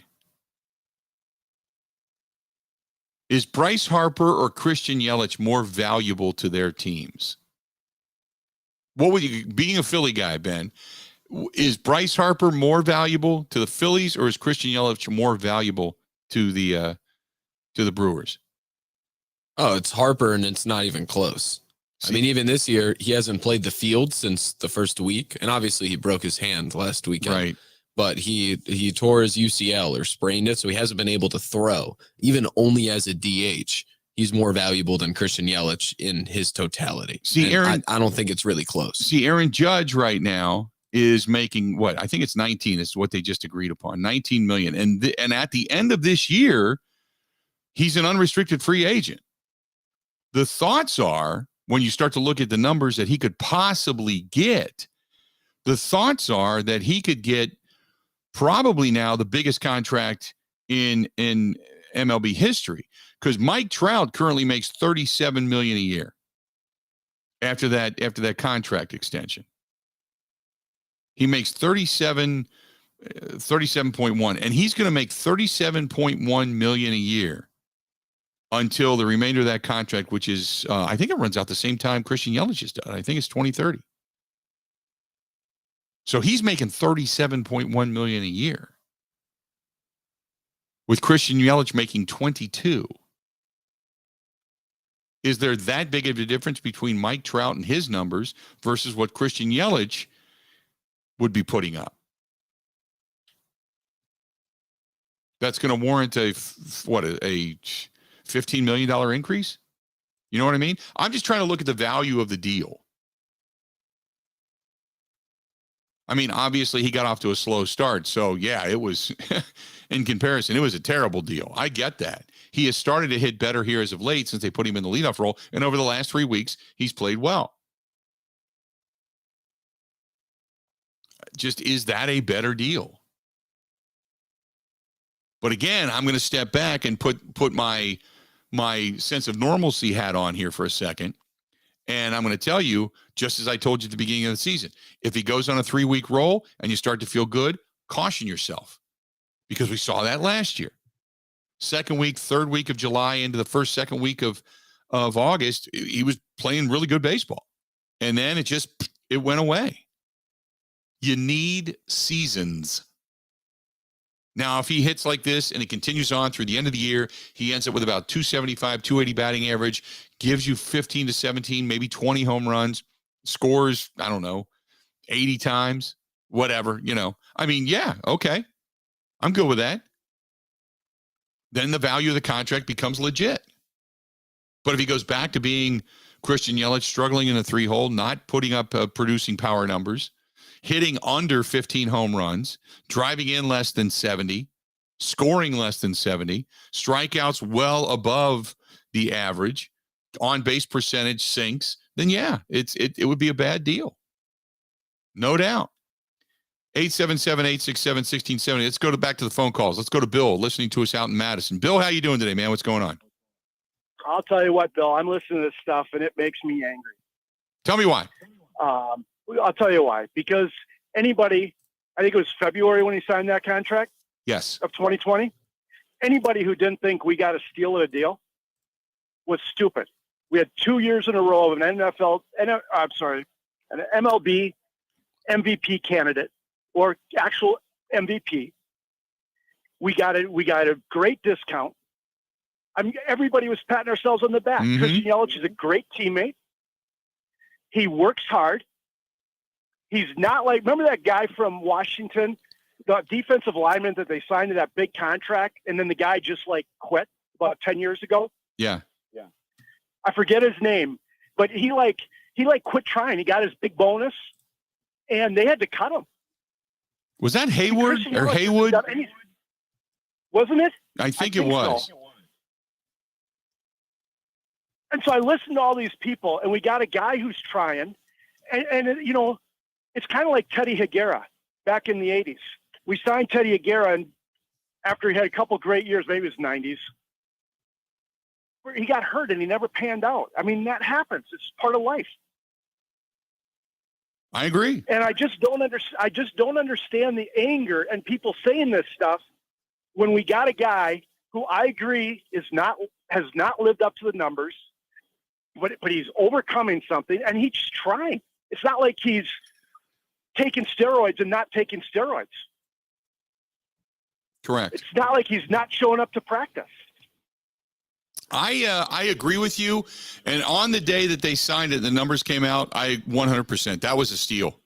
Because you thought, oh my God, he was a fan favorite because he gave you the hometown discount. He was coming off of a tremendous year. And you thought, oh my God, for that amount of money, when you're talking about guys like Bryce Harper, who could go almost to the $500 million mark. Remember that? That's what we were talking about, that, oh my God, this was a steal. I agree with you. The only discussion now is, you can't go back and say it was a bad deal because you did exactly what you were supposed to do as the Brewers. I would have done the exact same thing. I think we all would have. Yep. Now you look at it and go, boy, since he got the money, has he lived up to that? Yes, he's tried. Yes, he's practiced. Yes, to all of that. He's just run into some really bad luck. That's why you just kind of keep hoping that things begin to turn around. If you're a fan and don't recognize the quality of the man who took less money, substantially less money. Substantially. Look at all the Packers that have not taken substantially less money, including Aaron Rodgers. And this guy takes substantially less money and unfortunately hasn't been able to recover from an injury. Mm-hmm. I mean, how do you hate on the guy? I mean, you can hate on the deal, but how do you hate on the guy for that? Yeah, I would never hate on the guy because it just the circumstances just didn't allow for it. I agree with that. Bill, you're not. But some of these people that are writing in, when I hear what they're writing, I mean, are you really that stupid? And I'm sorry, but because if you're writing that, you are that stupid because nobody planned for it. And everybody thought we got like the bargain of the century. Mm-hmm. I would agree. And it just didn't happen. 100%. Unfortunately. Hopefully it does because there's still time to bounce back from that. I agree. I don't see him becoming an MVP candidate again. Maybe he'll have a year, but I do see him becoming an all-star candidate because he strikes me as someone who is working hard and trying. Yep. Maybe I'm wrong. I can't argue with any of that. Anyway, sorry, but when I hear some of these things coming in, it's like, really, dude? Mm-hmm. Nope. 100% agree, man. Appreciate the phone call, Bill. Good stuff. Hey. That's Bill from Madison giving us, he's fired up too. He's on the positive side. He's on the positive side. And it wasn't Haywood. It was Hainsworth, Albert Hainsworth. $100 million is what Albert Hainsworth signed for. After 1 year into that deal, Hainsworth came out and said, I hate this organization. He hated everything about it, but he took the money. He took the money, smiled all the way to the damn bank. Stay tuned. We got a lot more of the Bill Michaels Show. It's all coming up next. Ready?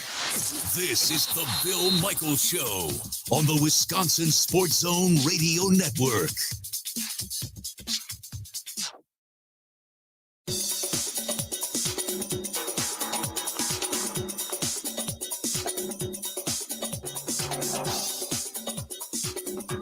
Bill Michaels will resume in 5 minutes.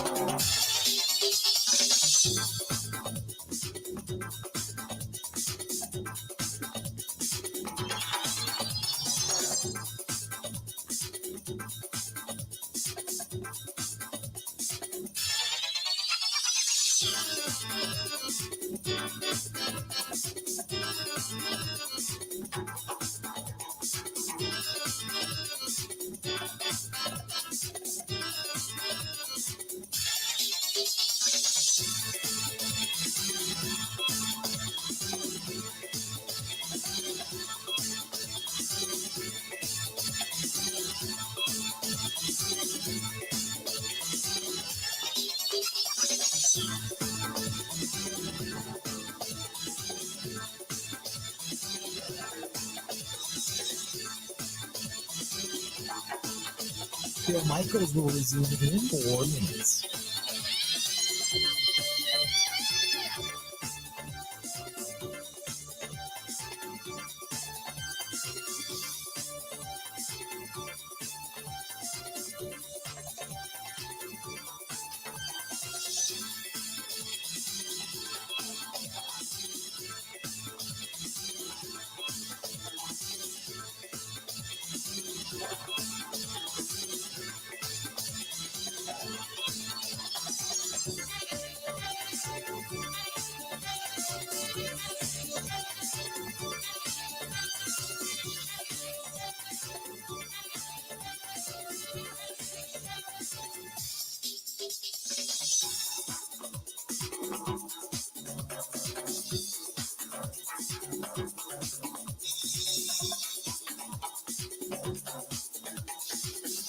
Bill Michaels will resume in 3 minutes.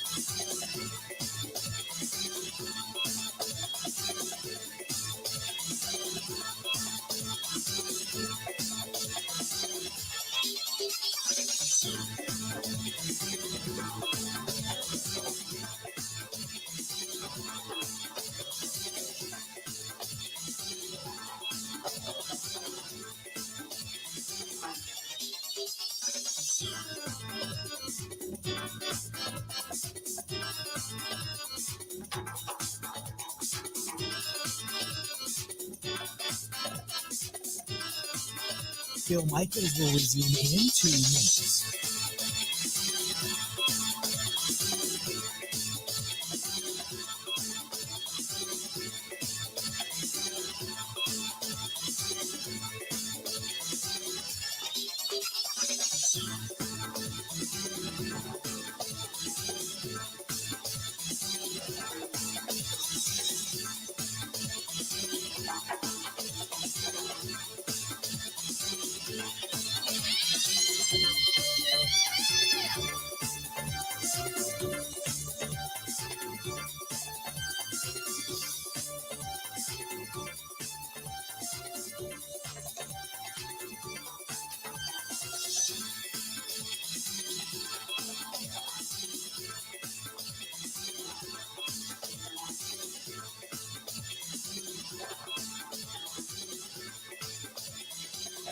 Bill Michaels will resume in 1 minute.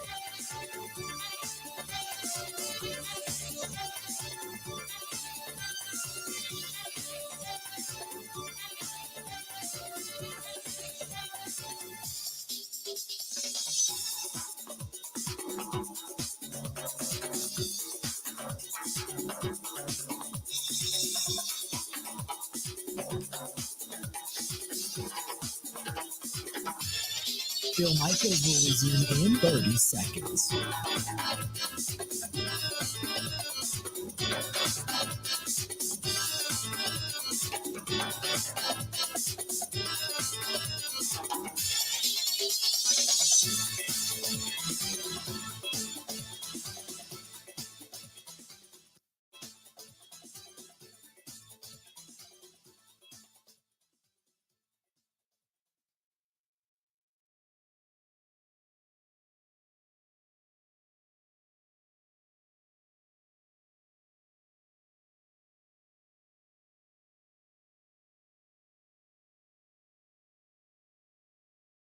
Big night last night. I don't know if you saw the video over on the Facebook fan page, but boy, the Bud Pavilion, they had thousands of people there last night. Go and check it out.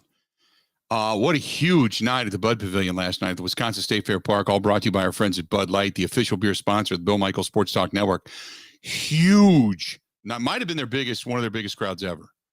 Huge. It was beautiful last night. But a huge crowd on hand. The almighty vinyl just rocked the place. I had a lot of friends that were texting me, said, "Hey, where are you at?" I just have not been able to walk around and do a whole lot. I got some stuff done here at the yard, but that's riding on a tractor. So big doings going on last night. And it's not going to stop. Next week, back at it again. The Bud Pavilion, brought to you by our friends at Bud Light, the official beer sponsor of the Bill Michaels Sports Talk Network. But a huge night. Check out the video over on the Facebook fan page. Big night last night. 877-867-1670, 877-867-1670. John says, in regards to Christian Yelich, it's been 3 years since the injury? He is not rebounding to MVP levels again, even with a change of scenery when it comes to batting in the one position. He has hit better. You can't deny that. He has hit better. And he's been on an upward tick of consistency. I'm not going to argue with that. His batting average has gone up almost 40 points. So I'm, hey, just keep trending in that direction. I'm good with that. Get back to us. You got, the old adage is you got to walk before you run. Let's just get him back. Getting back to seeing the ball consistently, getting back to being a consistent threat at the plate, getting back to feeling comfortable, being confident and good. Just get him back to that level. And then you start to get back to what it was when it comes to the power numbers. Hopefully that then returns and it all just is a process of coming back. That's what I'm hoping for. I think you have to, right? 877-867-1670. Christine says, I can't believe all these people are hating on Yelich. I think Christian Yelich is one of the better players. He's never complaining. He's not whining. He's not complaining about the money, and he is definitely giving us the effort. Some guys could have just taken the money and quit their career. He is not. He has consistently tried to come back, and he is leading this Brewers team back to another playoff season. That is from Christine. She also says, wasn't in 1976 you were born? Here's something for you, which is kind of cool, Christine. I appreciate that. It's a newspaper clipping giving you the top 40 songs of 1976, led by Led Zeppelin and Stairway to Heaven. I love it, but I was born in 66, not 76. So, but man, when you look at that lineup, holy mackerel. Leonard Skinner with Freebird at number 2. Layla, Derek and the Dominoes. Eric Clapton there, number 3. Desperado by the Eagles. Roundabout by Yes. You can include Whipping Post by the Allman Brothers. Aqualung by Jethro Tull. Hey Jude by the Beatles. Funeral for a Friend by Elton John. Do You Feel Like We Do with Peter Frampton? Oh my God. I know that song. Oh my God. Love that Yeah. song. Yeah. All Along the Watchtower by Jimi Hendrix. In-A-Gadda-Da-Vida by Iron Butterfly. Holy mackerel, you talk about the hits. The Who, Won't Get Fooled Again. Nights in White Satin by the Moody Blues. Gimme Is Shelter. Styx on there? No, they're not. I'm going to punch you right in the head. Nights in White Satin by the Moody Blues. Gimme Shelter by the Rolling Stones. You've got, let's see here, what other big ones will we know? ZZ Top, LaGrange. Jefferson Starship, Miracles. Best of My Love by the Eagles. Peter Frampton, Baby I Love Your Way. Your Song by Elton John. American Pie by Don McLean. And Blue Sky by the Allman Brothers. The top 35 from that year. That's amazing. Go all the way down to In My Own Way by Marshall Tucker Band. Dream On by Aerosmith. Everybody knows that one. Bell Bottom Blues by Eric Clapton. Brown Sugar by the Rolling Stones. All of these. Boy, 1976 was a huge year for music. Holy mackerel. Thank you very much, but oh my goodness. 877-867-1670. Let's get back to the phone calls. Let's go to Ross listening to us in Lake Mills. Ross, how you doing, man? What's happening? Not much. Hey, Bill, how you doing? I'm doing great today. What you thinking? Hey, no, I just think that, we've paid Yelich to be an all-star, well, to be an MVP or to be an all-star, and we've gotten neither of them since the injury. There's been a lot of people a lot of guys that have gone and had knee injuries and come back and been just as good or even better in the case of Adrian Peterson and that, but I just don't think it. And then there's other calls that saying that he, he's hard working and tries hard. Well, I don't think he tries hard in the outfield. That's for sure. You don't like his play in the outfield? I think it's lackluster for a left fielder. That's for sure. He doesn't have quite the arm like he should. I think they keep him in left field for his bat. You're probably right. Appreciate the phone call. Here's the thought, though. I don't see, and this, I might not be seeing it then. Maybe I've missed it, but you saw Davis go into the wall on a diving play. Braun used to do that in left field. Braun used to have quite a few where he'd dive and come up with a ball. When was the last time you saw Christian Yelich dive? And maybe he doesn't have to, because maybe he's just so smooth a foot that he gets to baseballs. Or because of the center field coverage that you had out there between Lorenzo Cain, Andrew McCutchen, now Davis, that you look at center field and go, you know what, these guys have got it. He doesn't have to go into the gap and start closing things down. He doesn't have that years gone by Dave Parker-esque arm. I'll say that. I would agree with that, but I think he's adequate. I think he gets to baseballs. I think he's a very smart player too. He plays caroms and angles extremely well, right? Ben, would you call Christian Yelich a below average, average, or above average left fielder? Below average at this point. The arm is not great. The range has definitely declined a bit since the injury. Mm-hmm. It's not horrible by any means, but definitely below average. We saw that play out. What was that? A couple weeks ago in Chicago? Mm-hmm. Right? Yeah. Yeah, you're not going to see him laying out for balls and such. I know that. 877-867-1670, 877-867-1670. Mark says, here's the 1966 top 40. Oh, God, I don't want to get into all of this, but it is kind of interesting. The Mamas and the Papas in California Dreamin' were the number one song of 1966. The Monkees were in the top 5. Last Train to Clarksville. Love the Four Tops, by the way. Nancy Sinatra, These Boots Are Made for Walking, were number 6. Oh my God! Although I do like the fact that Nancy Sinatra was at number 6, Frank Sinatra was at number 8, like that, and Kicks by Paul Revere and the Raiders. Oh God! I saw Paul Revere and the Raiders on the, I think then it was the Cousins stage or whatever that side stage was at State Fair years ago. And they still years ago, maybe like in 1999 or 2001, 2002. And it was Paul Revere and the Raiders, and they still dressed like pirates. And the one thing you should never, ever, ever see is fat old dudes in spandex. Never. They still had these swashbuckling boots and the pirate belts and all that, but they were all in spandex, jumping around the stage.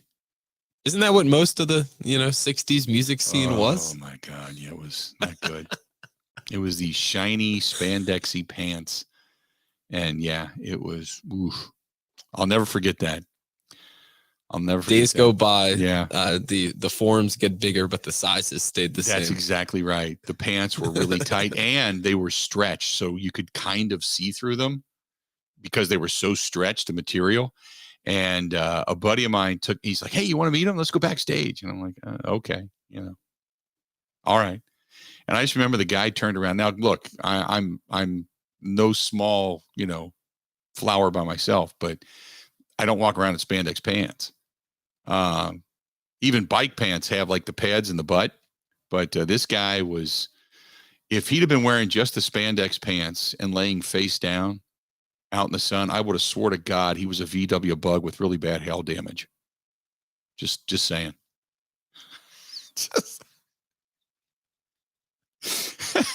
Stay tuned. More of the Bill Michaels Show is next.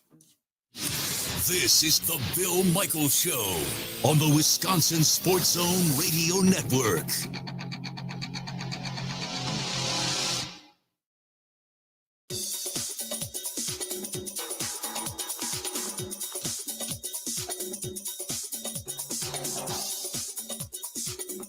Bill Michaels will resume in 3 minutes.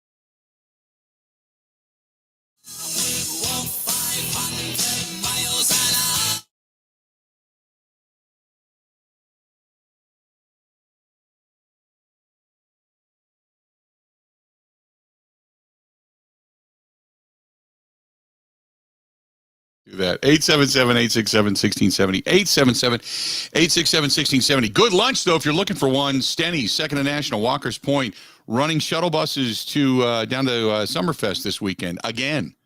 And don't forget, you can always catch the bus down to American Family Field and taking a Brewers game. But the best wings you're ever going to stuff in your mouth, the Bill Michaels garlic cheese bread, cold beers on tap. They're always tapping something new.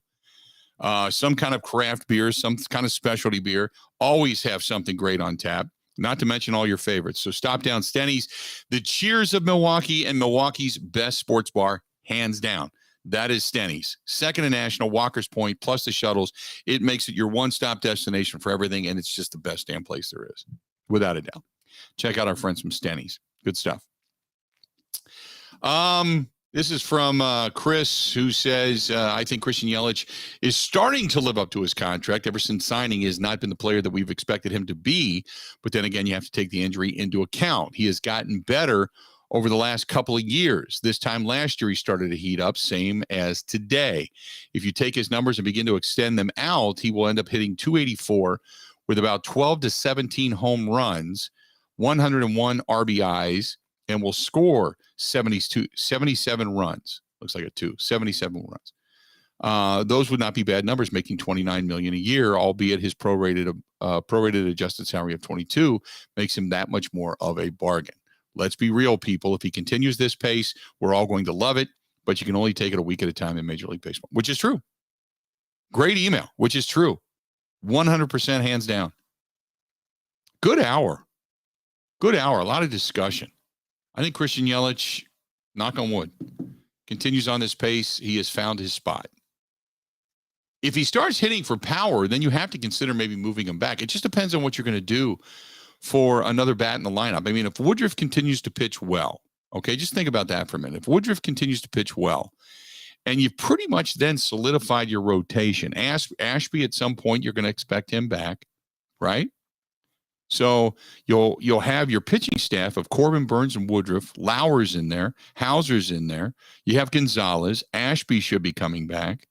You should be pretty well stacked with Hader and Williams, and you can throw in Gott and Milner and Gustav, and hopefully Jason Alexander morphs into something when it comes to play, coming out of the pen. But he's also got starting ability if you need him. You're deep, so you go look for a bat.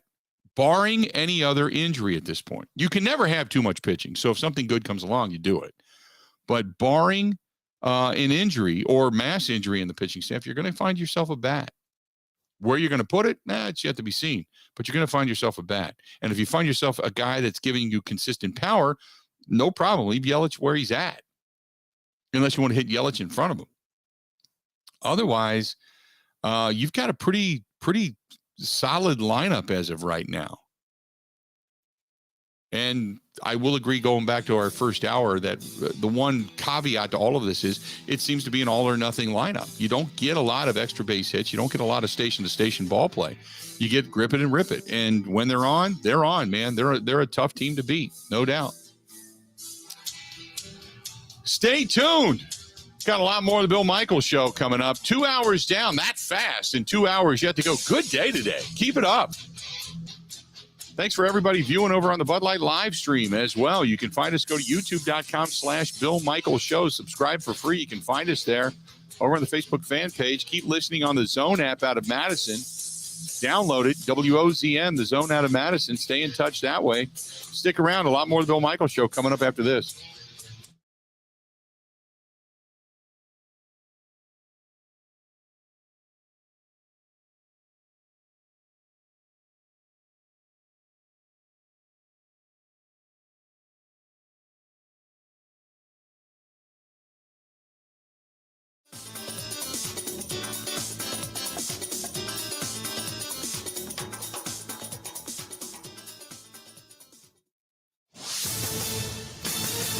This is a Wisconsin Sports Zone update. Well, Milwaukee's won 4 straight games. That's after a 5-3 win yesterday in Tampa to finish off a quick 2-game sweep for the Rays. Milwaukee hit 4 home runs, including 2 by Rowdy Tellez. He now has hit 2 home runs in a game twice in the last 3 games. Luis Urias and Jace Peterson also went deep, with the latter providing some insurance to make it a 2-run lead in the 9th inning. Magic Craig Counsell was asked about the barrage of home runs afterwards. I think just getting Rowdy hitting some homers for us it's a big key for our offense, and it's not going to happen all the time, obviously, but he's in a little streak right now where he's hitting some homers, and that means runs for us. And the guys ahead of him, he's doing a nice job getting on base. But it was, Jace's homer in the 9th was enormous to give Josh a little bit of breathing room. The Crew also got 4 2/3 innings of scoreless ball for the bullpen. That included Devin Williams in the 8th. He's now gone 18.2 innings without allowing a run. Josh Hader earned his 24th save of the season. Milwaukee sitting a game and a half up on St. Louis in the NL Central. Brewers are now in Pittsburgh to open a 4-game set against the Pirates tonight. For nearly 40 years, ABC of Wisconsin has been helping men and women transform themselves into well-paid, productive members of their construction teams. Have you thought about a career in a skilled trade? These are the types of skills that could secure your future. Jobs that can't be outsourced to someone overseas. Be in demand. To get your career started, go to buildyourcareerwi.org. Well, NBA free agency gets underway at 5 o'clock tonight. Yesterday, reported that Bucks forward Bobby Portis declined his player option for next season and will become a free agent. Portis has enjoyed his 2 years in Milwaukee, and the team is expected to try and re-sign him. Other free agents for the Bucks include Wesley Matthews, Javon Carter, and Serge Ibaka. With this Wisconsin Sports Zone Network update, I'm Zach Heil, Print.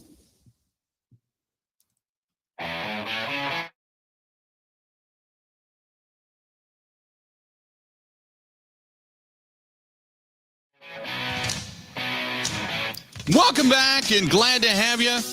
The Bill Michaels Show, we continue on. I mentioned it earlier, our friends at Forgotten Fire Winery. If you are feeling the heat a little bit, you want something cool, refreshing, they've got the Moscatos that have now been made and bottled. They were out of them for a long time. I'm happy. I'm happy they're back.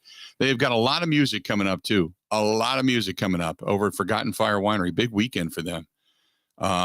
So if you're looking to head to Peshtigo, maybe do a wine tasting, a wine tour, or just get yourself a bottle of something good, some goodness, and fun in a bottle, as they call it, and sit outside, listen to some music, grab a little food. They got charity cooking going on all weekend long. There is no better place to go than Forgotten Fire Winery. Check it all out and everything they have upcoming at ForgottenFireWinery.com. That is ForgottenFireWinery.com. See for yourself, and don't forget that if you don't get a chance to get up to Peshtigo, find it in your local grocery stores, liquor stores, wine stores.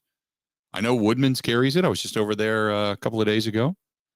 I see it. I've got some bottles here at the house. Some of these bottles are heading down to Indiana with me in a week from today, as a matter of fact. So I'm looking forward to it.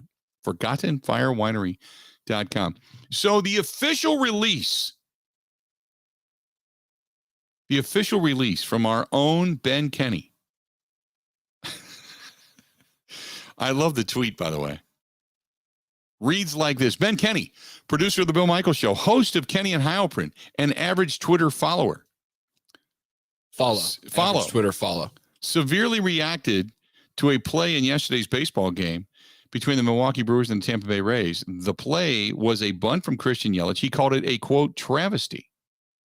Looking back, the defendant still disagrees with the decision. However, the Rays pitcher is a menace against lefties, and Yelich bunting is not a common occurrence. Therefore, the party in question, Ben, realizes the benefits of the move and could have had and rescinds his harsh criticism of the move. The Brewers are winning baseball games, and the process should be trusted. From the offices of one Ben Kenny. I love it. Love it. Are you proud? Ben, in some substance, rescinding the criticism, sticking with it to a certain extent, but can make an argument for being wrong. I rescind my insane lashing out that happened at the end of the show, because you mentioned heading into the segment, there's breaking news, and it does not have to do with whether Rodgers is leaving Green Bay. Correct. I then said, yeah, it's worse than that. I take that comment back. Yes. I think that might be the one.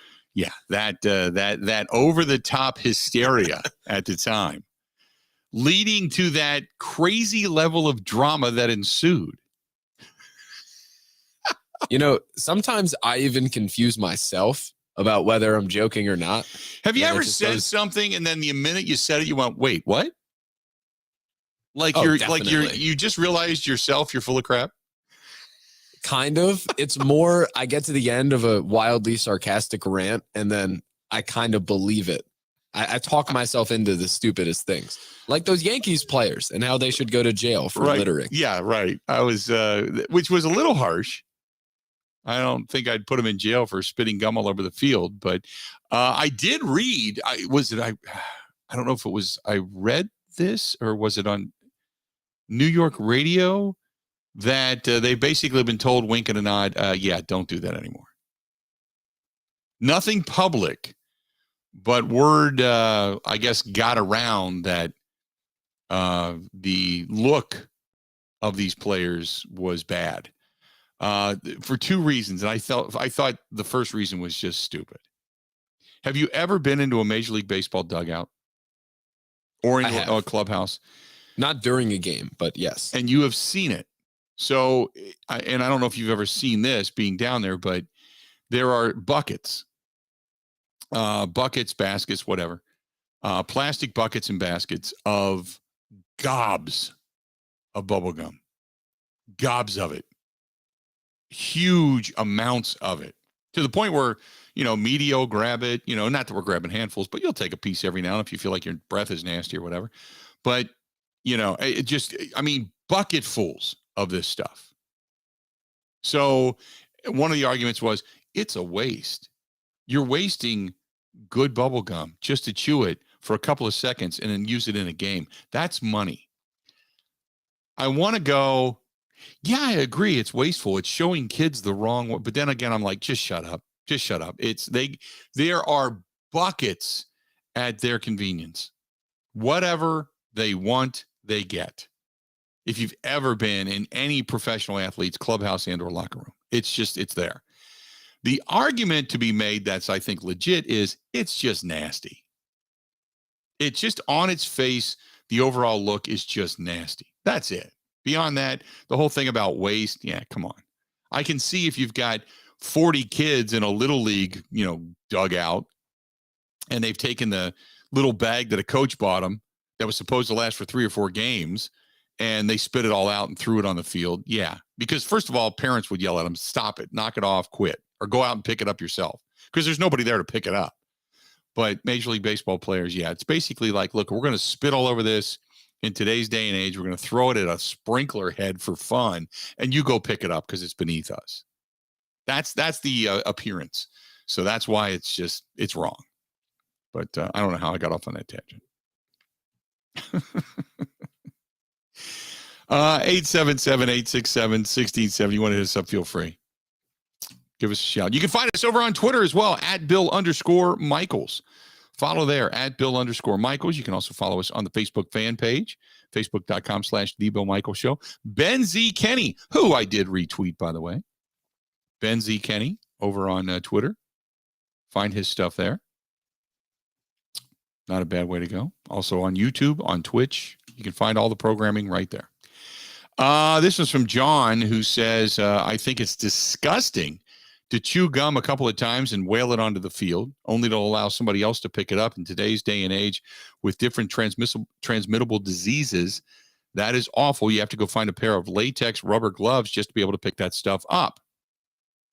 He then goes on to say that I think the Christian Yelich contract on the day it was signed was fantastic. We all felt that way. And anybody that says differently is a liar or ignorant, one of the two. I think Yelich is still going to rebound. Give him a little bit more time. Let's see what this season yields. That's from David. Good stuff. I would agree. 877-867-1670.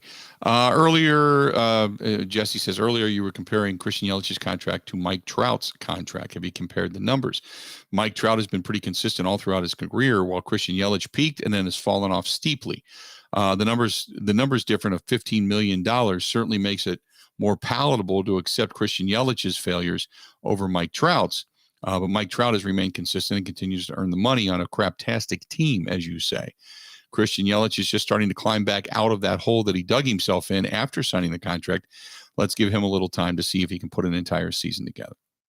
Yeah, we were talking about, and again, I'm not coming down on Christian Yelich. I have said and been steadfast to this. I don't care what he does last month. I don't care what he does this week. What I care about is the results, the totals, the numbers, the OPS at the end of the season. You got to put an entire season together. If along the way you come up with some clutch hits, win some games, if you score some runs, whatever, then that continues to add to the lore and the legacy. But the bottom line is you're getting paid off of a stat line. As we said earlier, he's either average to below average when it comes to an outfielder defensively. So you have to look at the stat line at the end of the season, and you have to say, how does that compare to the past? And how does that compare in value to what it is you're paying? That's what it is. So I'm not sitting here today jumping off of the Christian Yelich bandwagon, nor am I jumping on it. I'm just sitting back going, let's see. The Brewers are winning baseball games. You've got a really good stretch of games over the next 10 games to really try to distance yourself from the St. Louis Cardinals, because you're playing subpar, craptastic, stank-ass teams in Pittsburgh and Chicago. And a majority of those games, 4 of them are on the road against Pittsburgh starting tonight. The rest of them are all at home. Before then, you effort out on a road trip, 2 against the Twins and then 4 against San Francisco, teams that are both above 500 and very good. So let's see what you do right now in a stretch of beating teams you are supposed to beat. And that's what matters. Christian Yelich come along for the ride, or Christian Yelich being a guy that propels the team forward. Let's just wait and see. Let's just wait and see. Brentley says, I think it's unfair to judge a contract when it's halfway through, like we all said, when he signed that deal. It's a steal, knowing damn well that in 2030, he's making $26 million a year and batting probably under 200 at that point, like Lorenzo Cain. Then we'll all be pissed. Well, I'm not going to be totally pissed, because if he lives up to the contract in the majority of the years, then who cares, right?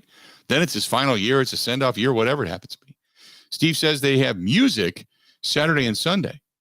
You're talking about Forgotten Fire Winery? Yes, they do.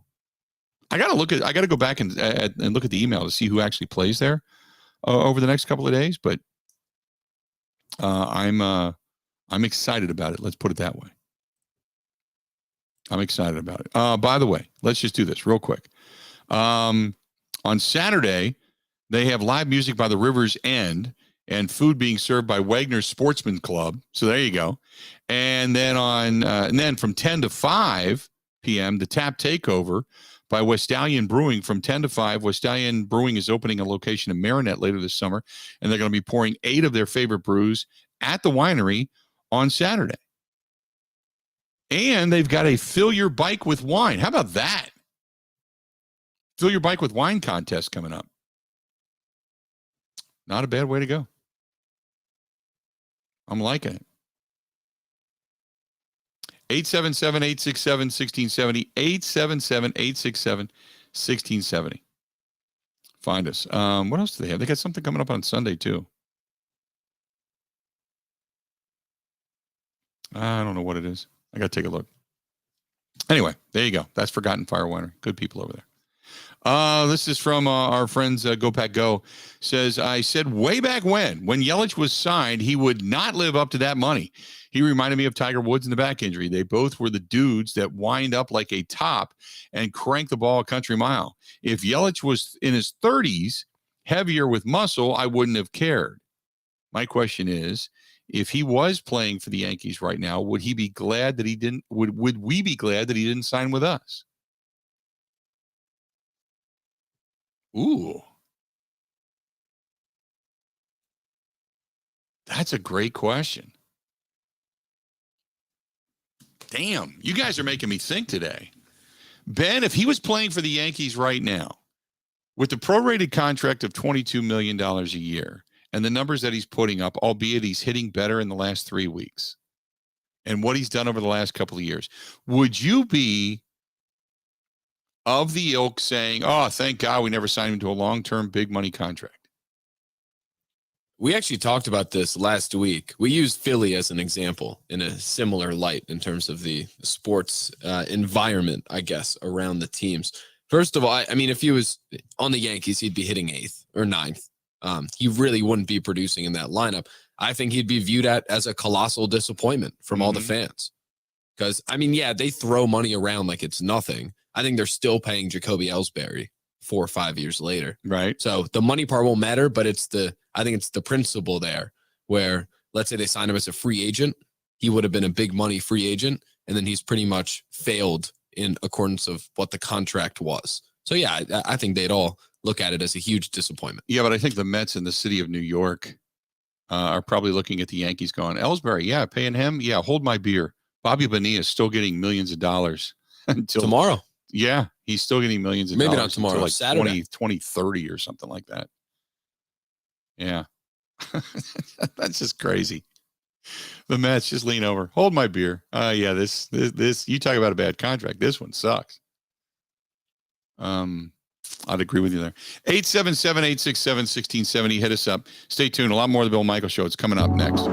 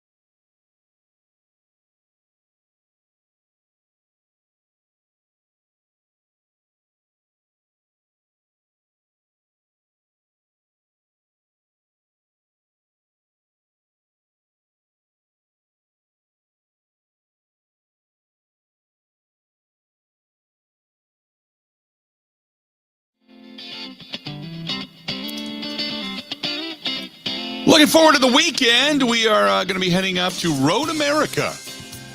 Road America, as a matter of fact, got some drivers coming on to the program tomorrow from the Xfinity Series are going to be here. Going to talk with Jim Ozarski covering the Milwaukee Bucks tomorrow as well. But over the weekend, we are then going to be heading to Road America and giving away the Quick Trip Chevy Camaro SS on Sunday morning. And Quick Trip has so much going on, but it's the Quick Trip 250. And cannot wait for the weekend. Can't wait to get up there. Can't wait to see all those people from Quick Trip. But what a big weekend. And in the meantime, they've got Dairy Days going on right now. So many different things that you can do with Quick Trip and your Quick Rewards card. And you can get your shot at $100,000. And I can't think of a better way to kick off your summer than doing that with a Quick Trip 250 $100,000 winner's circle. Stop at any Quick Trip and purchase any participating Oreo cookie, Oreo Cakester, king size Reese's, Chex Mix, Muddy Buddies, or Fresh Blends, and you're in. Use your Quick Rewards card. You're in. They got you covered for your summer. That's our friends over there at Quick Trip, giving away all kinds of cash. Use that Quick Rewards card. I keep telling you that. Fantastic stuff from our friends over there at Quick Trip. Looking forward to the weekend. 877-867-1670, 877-867-1670. Find us. Hit us up. Would love to talk to you. Our buddy Steve says, Bill, please see the video from May 10th of this year against Cincinnati. Yes, Yelich does make diving catches. See, they're few and far between.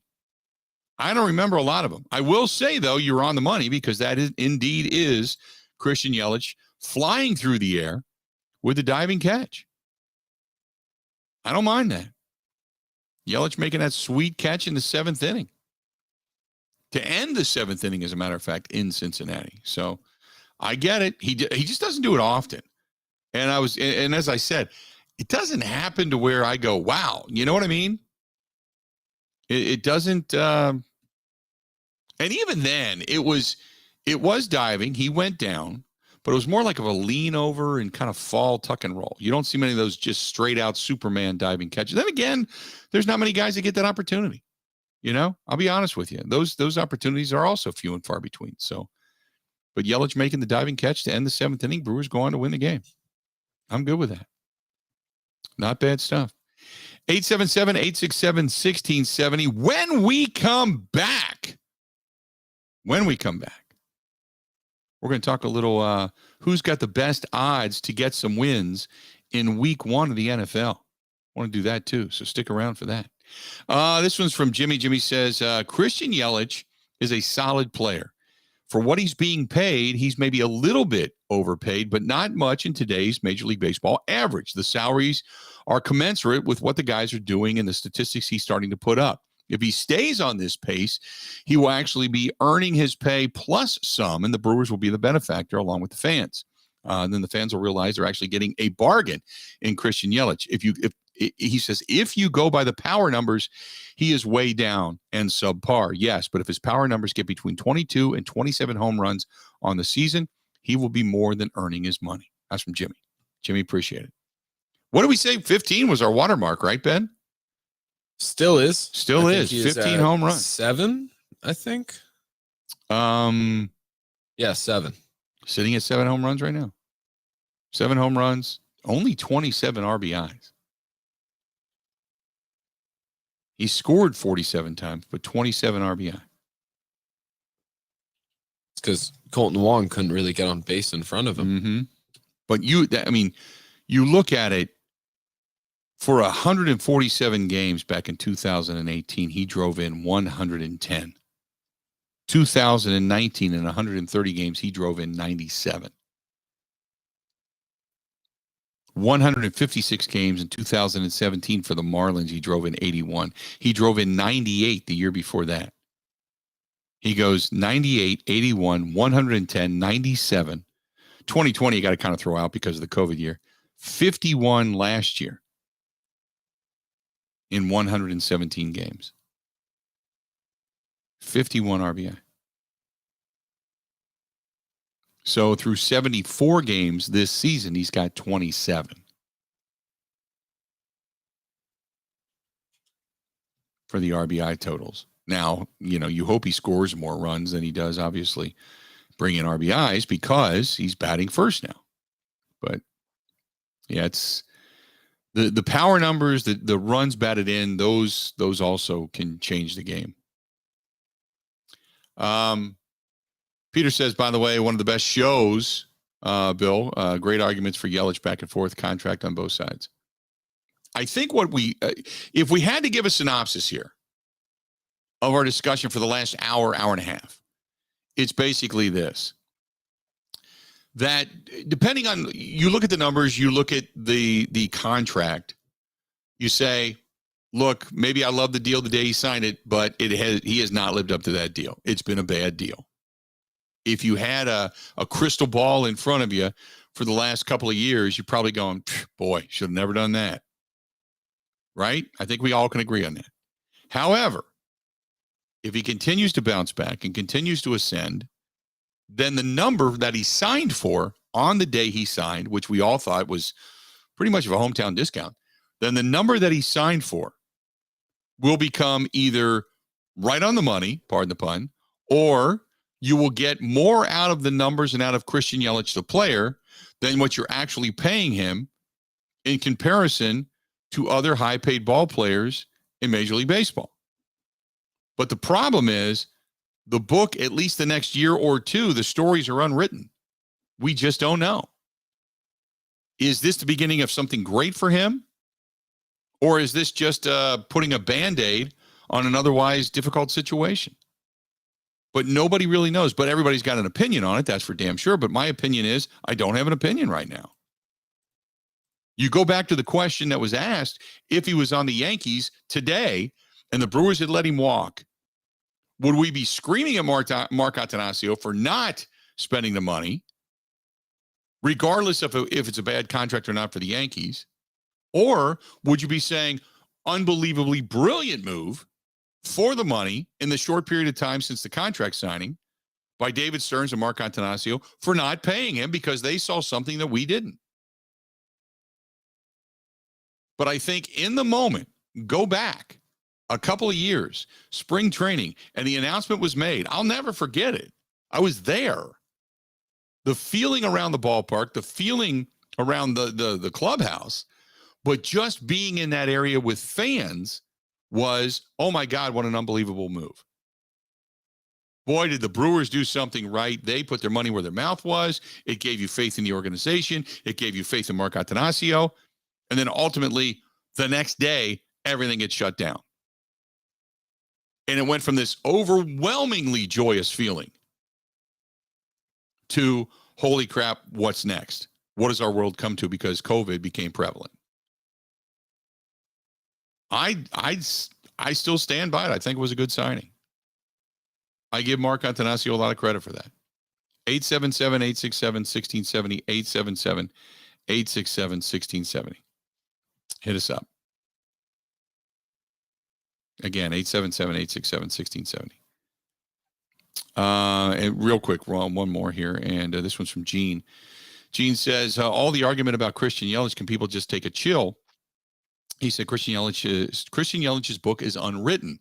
We believe he's going to be a good player. We're just waiting to see if he can ever return to the form that we once saw him in the glorious days. He seemingly could put the ball anywhere in the ballpark at any point in time, and he was one of the most dangerous hitters in baseball. He's not that anymore, and we have to simply live with that. Will that return? We can all hope. Otherwise, you just have to look at the reality of the contract and see what the numbers are when it's all said and done. That's from Gene. Gene, appreciate it. Thanks for the participation. There are some people that are coming to the table with a sense of common sense. Is that the way to put it? Common sense.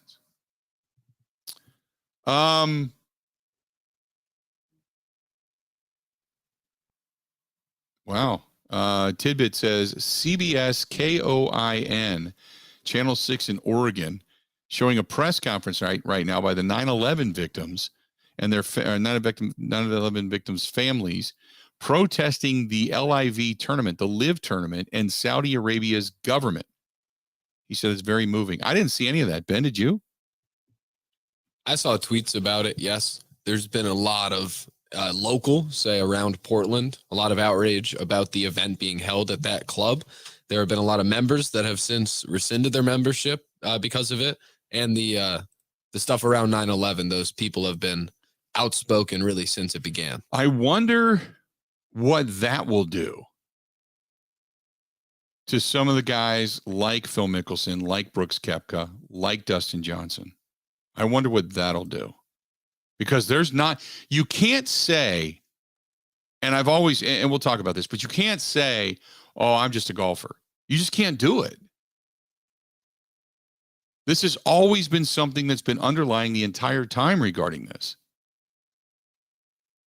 Because you know what you're stepping into. And now to go, I'm just a golfer. I don't know what you're talking about. Now you see it.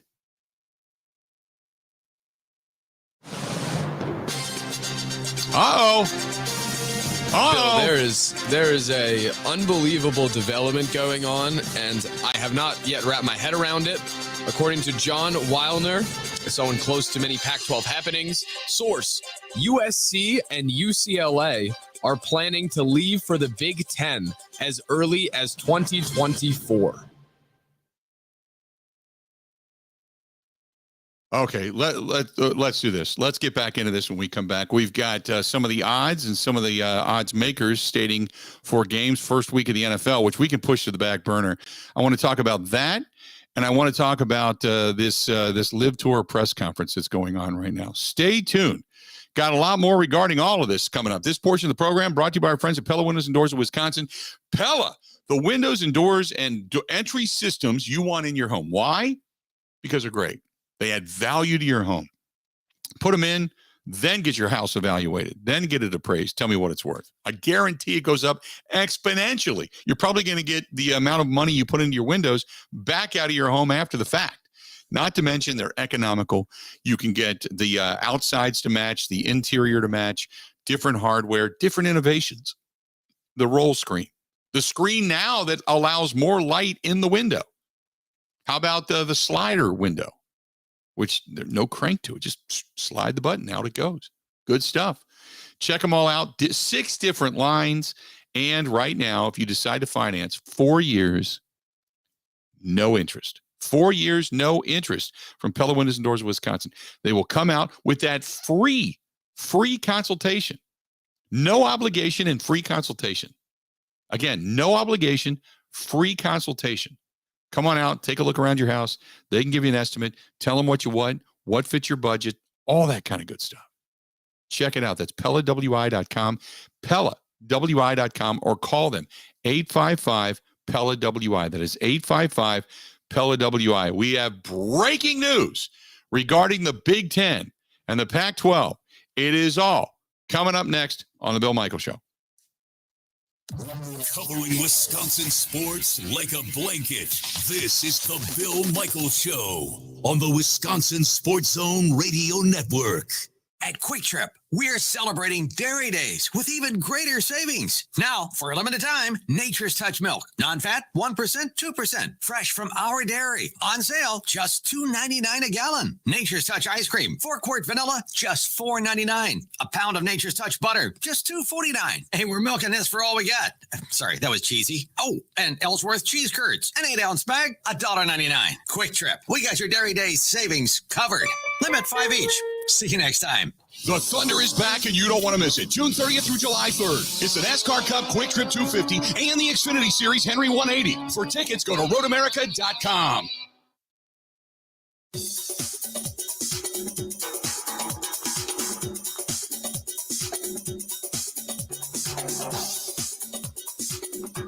Bill Michaels will resume in 5 minutes.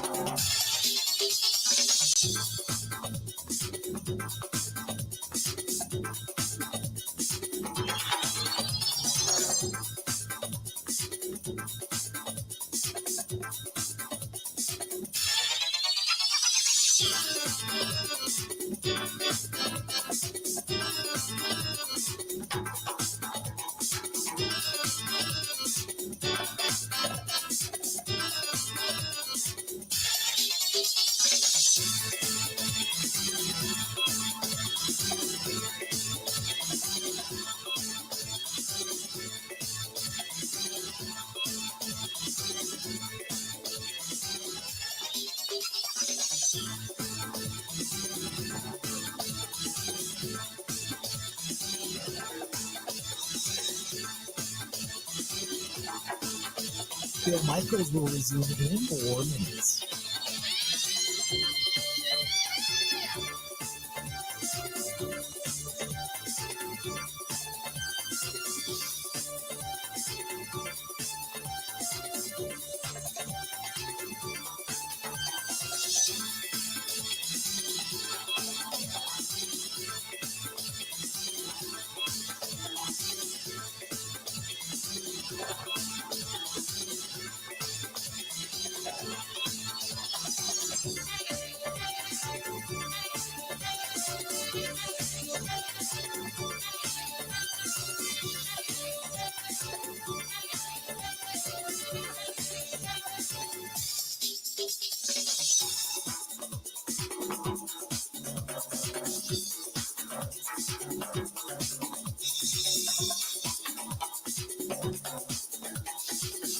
Bill Michaels will resume in 3 minutes.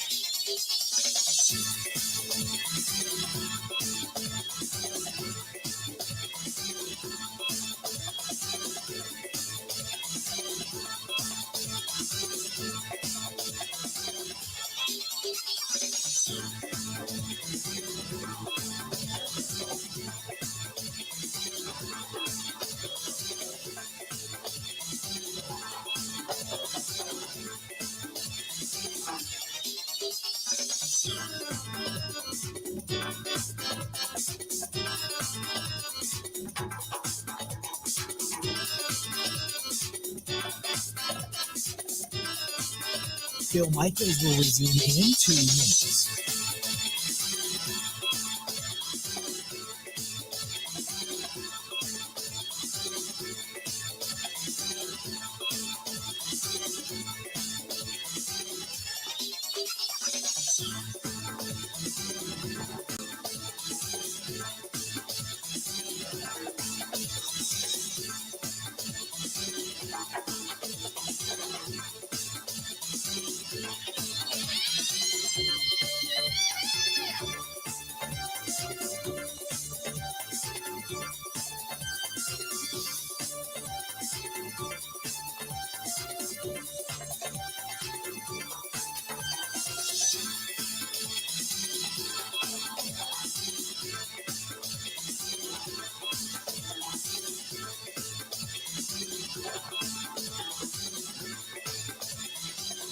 Bill Michaels will resume in 1 minute.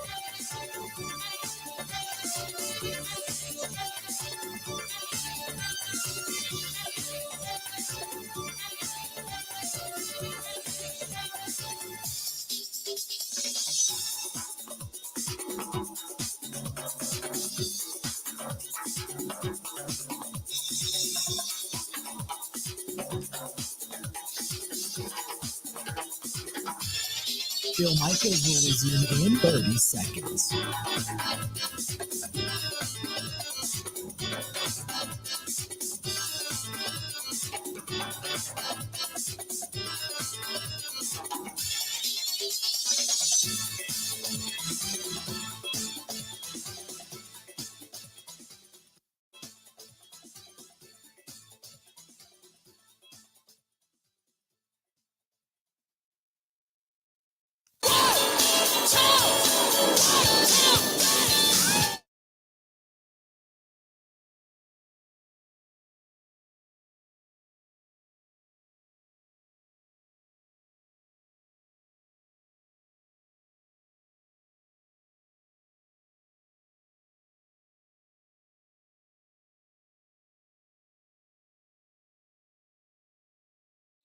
Welcome back to the program. Glad to have you.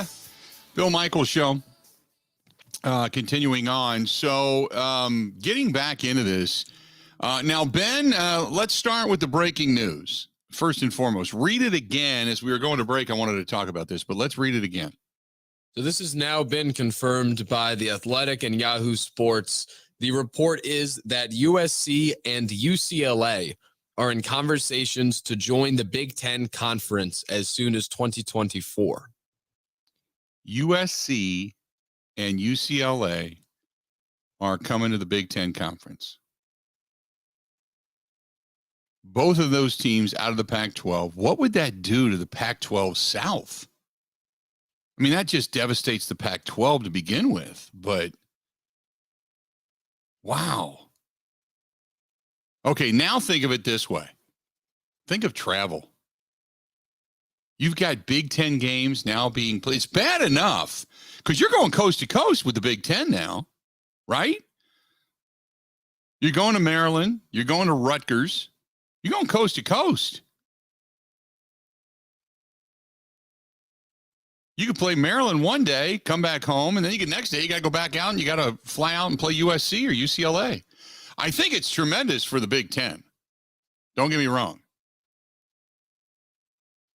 But, wow. So let's just say, for blanks and giggles there, Ben, that the Big Ten West changes because those teams are in the West, right? They're going to, I don't mean to shut down the what if, but every conference around the country is going away from divisions in general. Right. I think by that time, it'll just be a kind of a round robin with protected rivalry games every football year.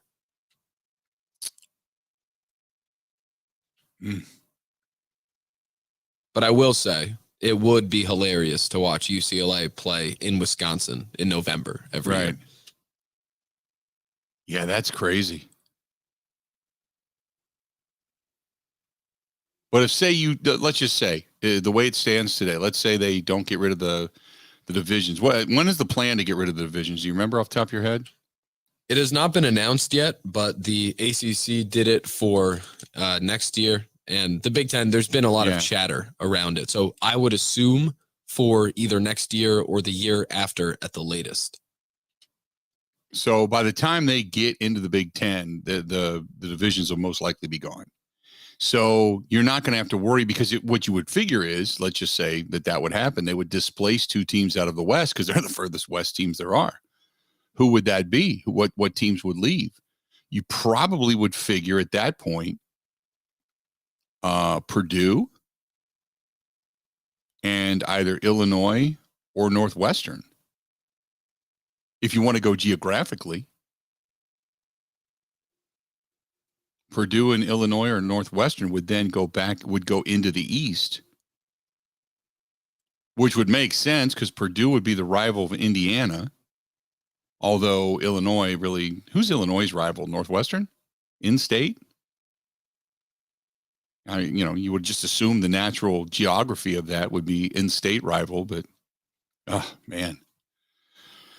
So you've got USC and UCLA leaving the Pac-12 and coming into the Big Ten. Now, on the competition side of things,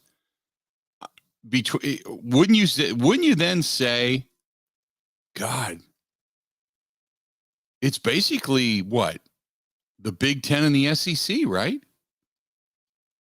100%. And there's no other conferences that would even come close to rivaling that. I feel like Oregon is going to find its way to the Big Ten as well because of their profile. But it really feels like a situation where half of the Pac-12 is going to move to the Big Ten or SEC. The other half that isn't wanted will go to the Big 12. And the Pac-12 is just going to be dead, honestly. Yeah. Wow. Yeah, because the Big 12, losing Texas and losing Oklahoma, as we all know, they're going to the SEC. The ACC, no. The only way the ACC becomes even relevant, Clemson has to stay on top. Florida State has to return to prominence. Maybe you get something out of Pittsburgh, get something out of Miami, but I don't even think you're going to come close to competing with those teams on that level. And even then, that means that Louisville has to be good again. Syracuse has to kind of come back. Boston College has to kind of come back, That's not going to happen. They'll still be a power in basketball, but they will not be. They're just not going to be the power in football and the moneymaker. The American Athletic Conference. Remember, Cincinnati's leaving for the Big 12. I would assume Houston would follow.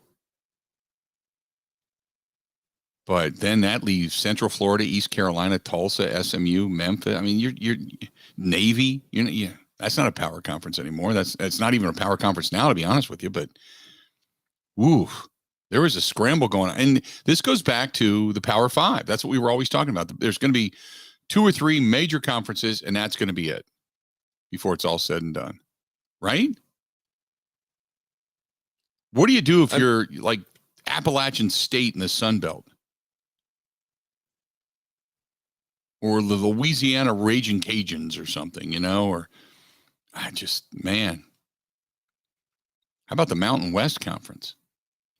Trying to think, you got Fresno, Nevada, Air Force, Boise, Utah. Man. So, breaking news of the day, you've got USC and UCLA both saying that they are now coming to the Big Ten. If you're a Big Ten fan, you're loving it. The powerful Big Ten. Not that UCLA and USC have been, in recent times, these massive powerhouses, but they bring swagger. They bring name. I think USC is probably the better program out of the two, football-wise. USC doesn't bring a ton when it comes to basketball. They bring a little bit, but not much. UCLA obviously brings legacy. Man. I mean, Bill, what this is all going towards is something that has felt inevitable for a bit in college football, but we're going to have a separately governed college football landscape, whether it's one like separate conference aside from the NCAA, because NCAA doesn't really do anything anyway. But these feel like big moves towards that, where you have the SEC and the Big Ten. I feel like after 5-6 years, they'll just come together, form this other entity, super conference, and then leave the rest behind. Yeah. And it's leaving them behind, but also it's not like all of those ACC schools that won't make it, or you mentioned Appalachian State, Louisiana. It's not like they're totally screwed. They're still in the NCAA playing football. It's just they won't be making the money off of playing at some of these other programs. Right. The other story in all of this, first of all, then you start to look at the NIL deals. And I thought it was interesting when you look at what you sent me earlier about Deadspin and Michael Caspino leaking the Rashadas deal at $9.5 million, going to the turning down an offer from the University of Florida of upwards $11 million. Man, that's a whole other situation, and because you're also talking about the NIL packages to get into those power conferences, to get your face out there, and you're going to have think about the money now that's being thrown around, not just via the schools individually, but then the conferences in general to bring talent in. Could you see? Okay, let's think of this. If you're, say, Purdue, if you're, say, Rutgers, would you ever consider, because competitively, you're just not going to compete. You're never going to amount to anything in the Big Ten other than you're collecting a paycheck. Do you ever see them leaving for more prestige somewhere else? I can't. So you're going to have consistent bottom feeders in the Big Ten, in the SEC, in the Big 12, in some of these conferences before it's all said and done, just because they're gonna drink the money. They're gonna drink the money, and by the time it's all said and done, I agree with you. I think, but the problem is when you break away from the NCAA and their ability to govern, so to speak, which has been done with an iron fist. No doubt about it. And it has not been able to wrap its arms around the money. What will the landscape of college athletics look, specifically football, in 10 years? Because they're going to have to put a committee together that's going to govern the sport.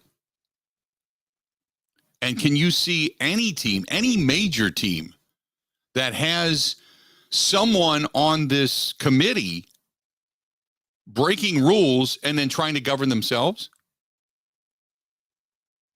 We are in a really, really, really slippery slope right now, driven by nothing more than money, which pretty much everything is, of college football.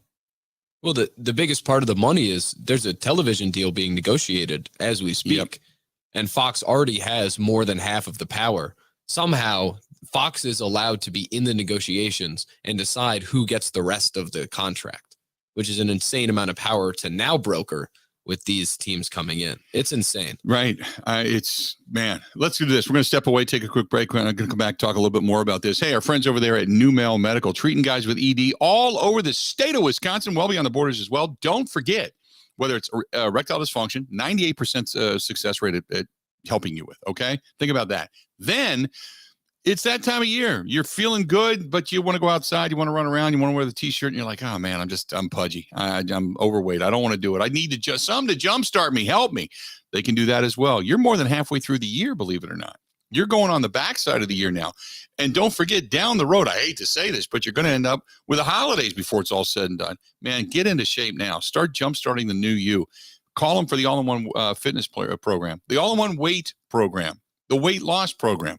They've got it. 414-455-4451. One phone number, for any location, 414-455-4451. That's 414-455-4451. That is the Nahhhh Medical Center. Make sure you give them a call. More of the Bill Michaels Show next. Ready?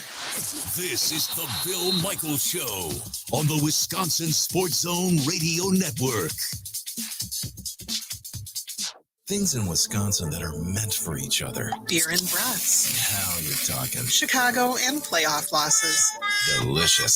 Sunshine in Pella windows. Gina Della from Pella. 44% more natural light enters your home when we install our innovative hidden screen. Available exclusively on Pella 250 series single hung, double hung, and sliding windows. It's super easy and sleek. The window screen folds away when closed, keeping it clean from the elements and preventing bugs from entering your home thanks to a tight seal. Best of all, you and your home get to bask in all of that extra sunlight. Yeah, but the wear and tear from opening and closing screens. It was designed and tested to last 9,400 cycles, the equivalent to opening and closing it every day for 25 years. Man, that's got to be expensive. Choose 0% financing for 72 months or a free upgrade to the hidden screen in our 250 series. Whoa, I need to jump on that now. Visit PellaWI.com today. Certain restrictions apply. See Pella Experience Center for details.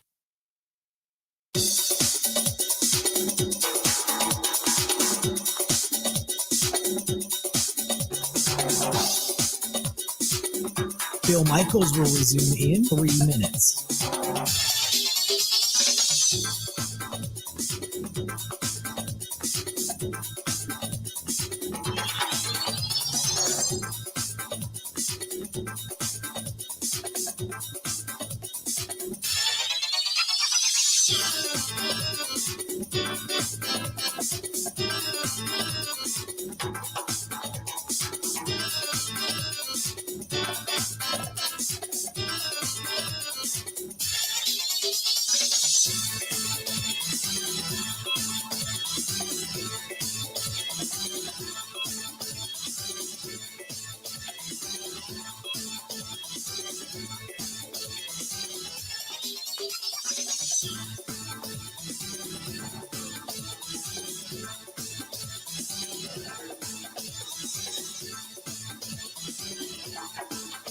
Bill Michaels will resume in 2 minutes.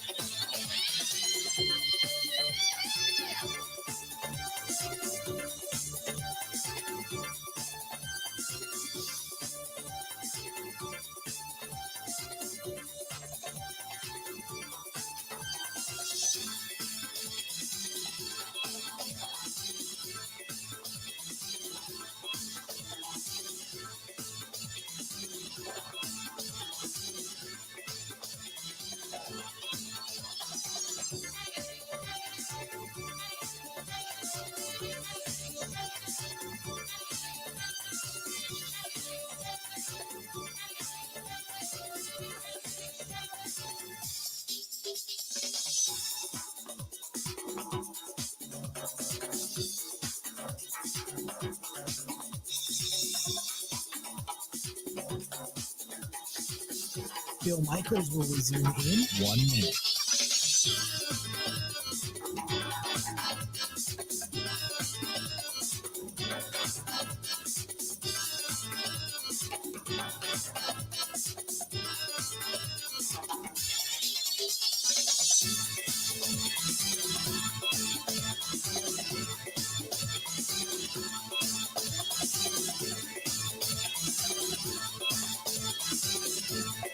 Bill Michaels will resume in 30 seconds.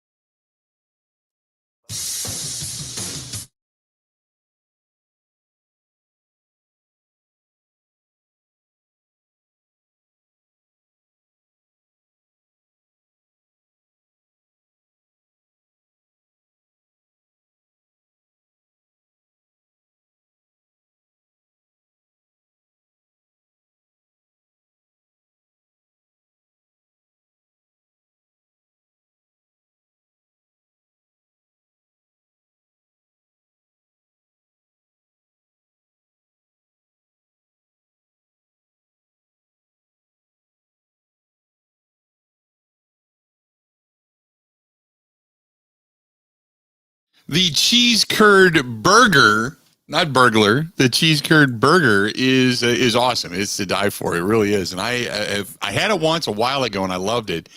And I went back and oh my goodness. And now it is something that I only eat a couple of bites out of and I got to put the rest away and eat it periodically. But oh my God, is that thing good? Oh, good gracious. So if you're heading over there, tell them I said hi and order the cheese curd burglar.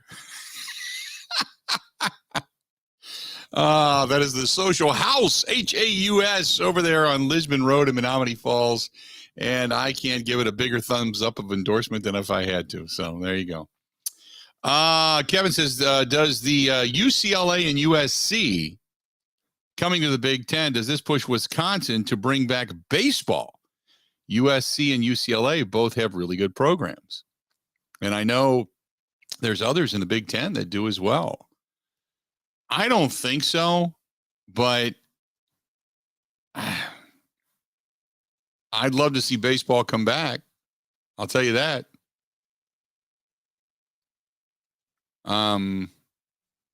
Here's the thing. Let's be honest, okay? When it comes to baseball in Wisconsin, and I don't know all the baseball was eliminated. When was baseball eliminated? It was like late 90s, right? So, and you now have enough money to be able to bring back a sport or two to make it equality-wise for Title IX, to take that out of the mix, okay, if you wanted to bring baseball back. There's so much money being made. So I would say why the hell not, but maybe I'm thinking of it too simplistically. Ben, that sounds to me like a Kenny and Heilprin show. Oh, we're ready tonight. How much baseball can be brought back because of the money now being put into the Big Ten and being brought in via football? Come on. Sounds to me like you guys should be all over that. Stay tuned. We got another hour yet to go. The Bill Michaels Show. We continue on right after this.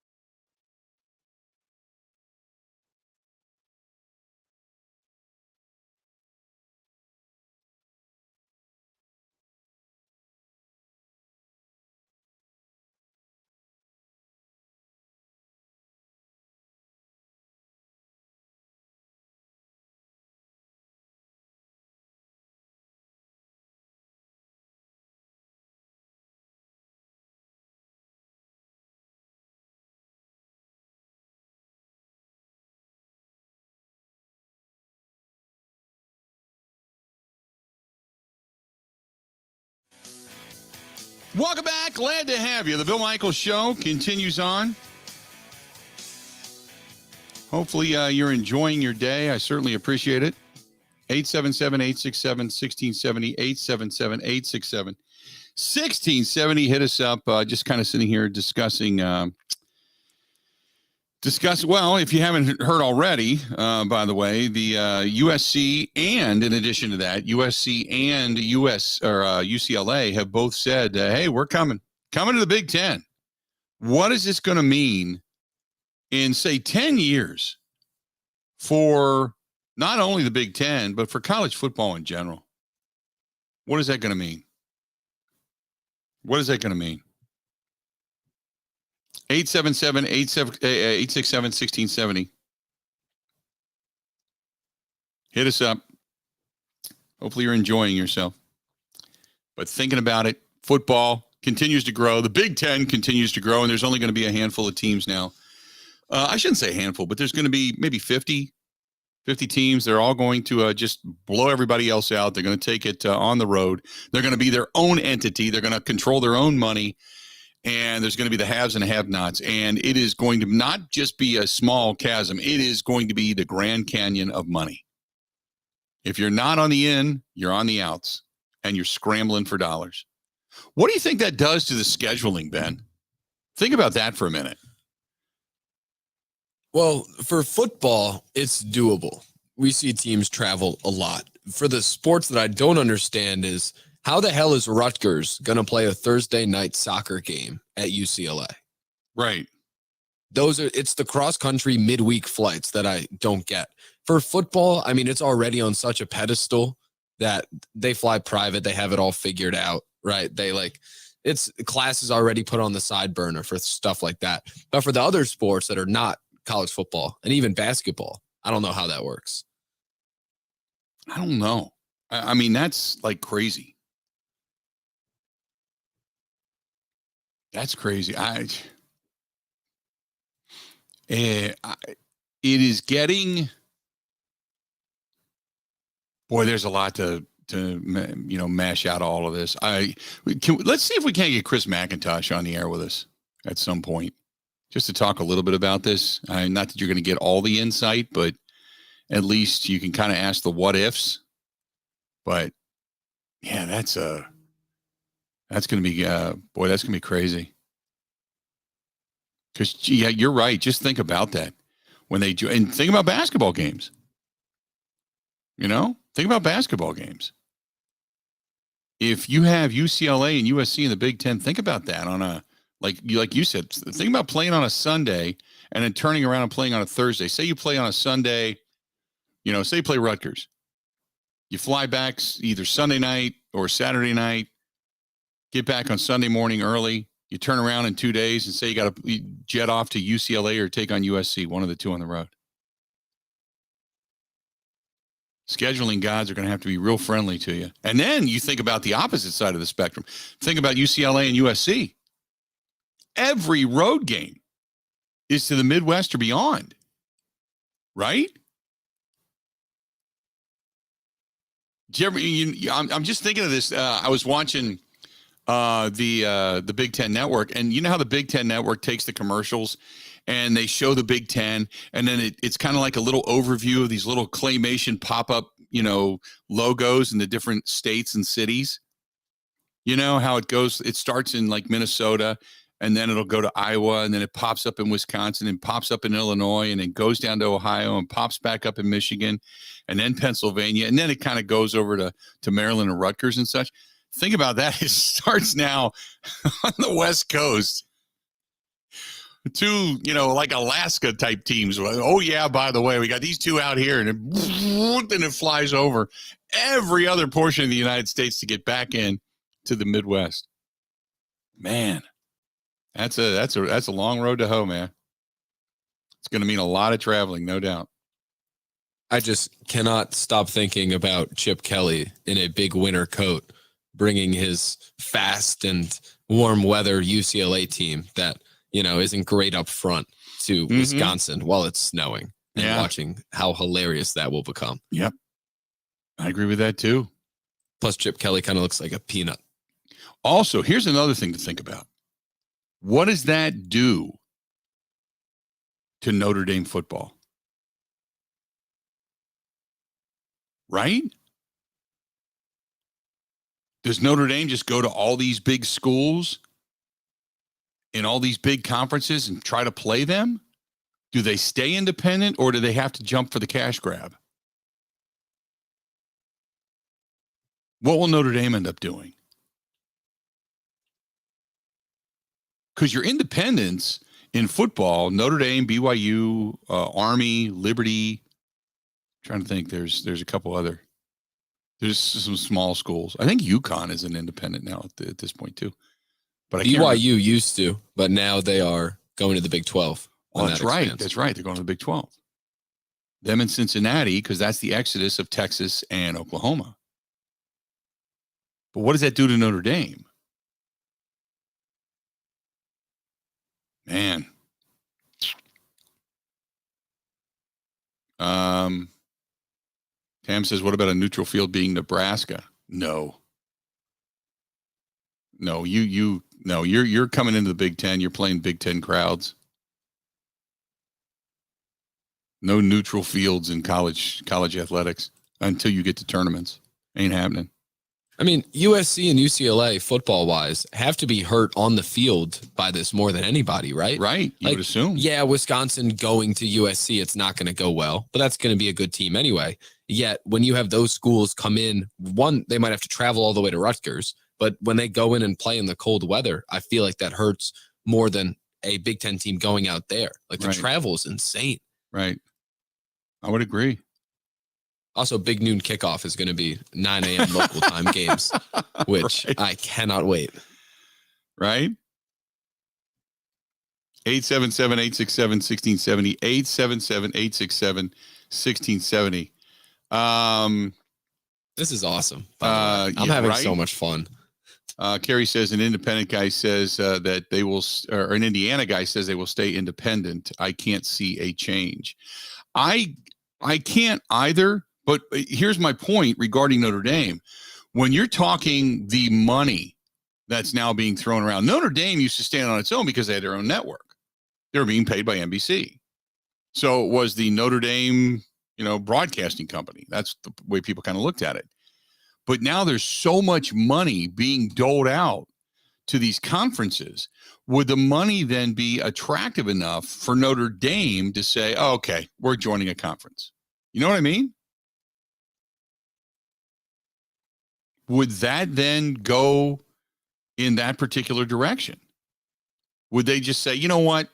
There's so much money to be made. We can make more of it with a collective group rather than our amount on our own. It's when each school in those big conferences in those big contracts are getting more money than Notre Dame. Does that give Notre Dame more firepower to go back to NBC to say, pay us more? Or does it say, you know what, we'll be just because Notre Dame's got standalone games. They're on every week. They get that. So they're always featured as opposed to not being featured on Fox or ABC or whatever consistently and then having to go to the Big Ten network. But where Notre Dame will get benefit will be Notre Dame basketball, Notre Dame volleyball, Notre Dame hockey, because those games also will be on the Big Ten network or whatever conference they happen to go to.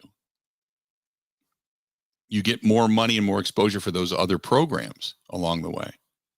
Notre Dame right now just has the deal for Notre Dame football as being an independent. Everything else, I think, correct me if I'm wrong, they're in the Big East. Notre Dame hockey is in the Big Ten. Okay. So they're in the Big Ten. And Notre Dame basketball is in the ACC. Is in the ACC. Okay. It's very confusing. Right. It's bizarre.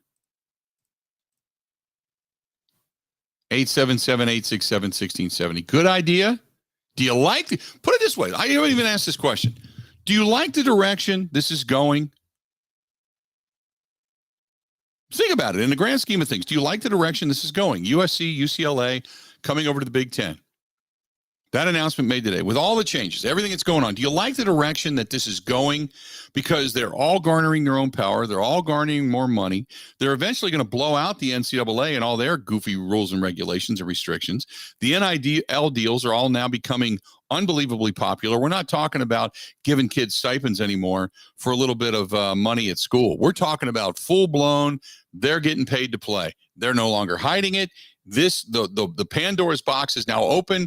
You're going to never, ever, ever again stuff the blank back into the horse. Kids are always going to be paid to go to college. Think about that now. That's the state we live in. So, do you like the direction this is going? Or are you thinking some people don't like change. And I understand that. Change is, human instinct is not to change. If you're comfortable with something, if something is good, if it's flowing, if you like what your status is, don't change. Nobody wants to change. Okay? But the direction this is going, the money that's being doled out, do you like what's happening right now? We'll start with college football and then trickle down from there. 877-867-1670. Ben, do you? Do you like what direction this is going? College football in general, I don't love it because a sport that was once so regional and so integral in so many places is now national and profit driven. This exact move, I think, is the continuation of what we've seen. Mm-hmm. So I don't think this specific thing is bringing me to a point of I hate where this is going. I think it's inevitable at this point, and it's been inevitable for a while, given how things have trended. So overall, this is going to hurt the smaller guys. It's going to be a sport that's entertaining. It's going to be a sport where nationally the programs at the top will stay at the top, and it'll be awesome to watch. Wisconsin probably fits into that mold. For these purposes, it's going to hurt the little guys. Overall, in terms of pure entertainment value, I do like it, but I am a little bit sad that college football, as we knew it, the regional sport where the conference titles meant a lot, that's all gone. 877-867-1670. I don't have a problem with it. I think what we've lost is that level of history, like you've stated. Some of the rivalries they've tried to maintain them. They don't have the same meaning as they once used to. But they weren't rivalries before they were rivalries. So maybe new things come of it. Nobody liked the change from the Brewers when they went over to the National League from the American League, but we love hating on the Cubs. We love hating on the Cardinals. We love the division, the way things have kind of panned out in Major League Baseball, the advent of the extra wild card, all that kind of stuff. I like it. We hated it at the time, but I like what's gone on. Didn't like interleague play. We're excited about interleague play. Now we don't like interleague play. Now it's all basically universal. So things have morphed over the last 20 years in a major way. And we just kind of sat by and went, oh, we hate it. But then it becomes part of the norm. And we're like, okay with it. Yeah, okay, I'm good with this. So it went from being a championship that was voted upon to a championship that was voted upon. And then you had to add in the statistics and the RPI and all that kind of stuff. And you had to put all that together, which became this numerical bowl championship system. And then we ended up with a 14 playoff. We're pushing for an 8 and a 12 and a 16-team playoff and a tournament for football. And we didn't seem to mind. It continues to grow. It continues to morph. We're going to hate it in the beginning. It's going to pan out, and we're going to go, okay. And then they're going to take care of the kinks along the way. And that's kind of the way things are. So I'm not fighting it. I'll tell you that. Not fighting it.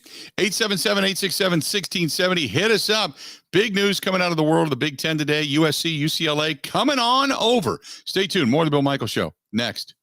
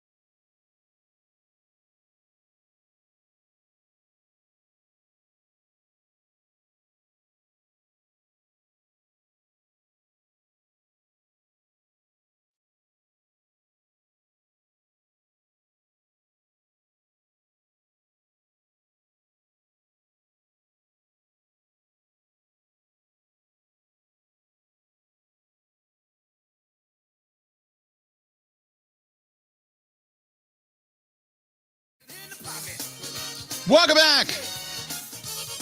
Bill Michaels Show. As we continue on, the breaking news of the day was the fact that the Big Ten's getting a couple of more entrants. UCLA and USC looks as if they're coming over. UCLA and USC looks as if they're coming over. And so does this then change the Rose Bowl? And as Adam puts it, this then becomes kind of the NFL developmental league, basically. Yeah. I mean, I get it.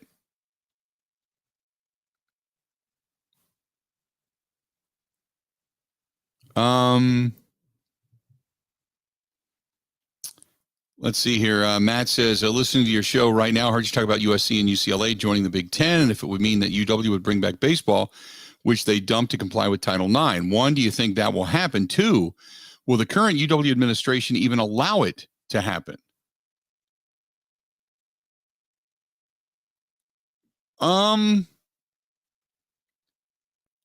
I guess my argument to that would be if I'm wanting to bring baseball back, if I'm a donor or whatever, I'm saying, well, what's preventing it? You're getting more money than God at this point for football.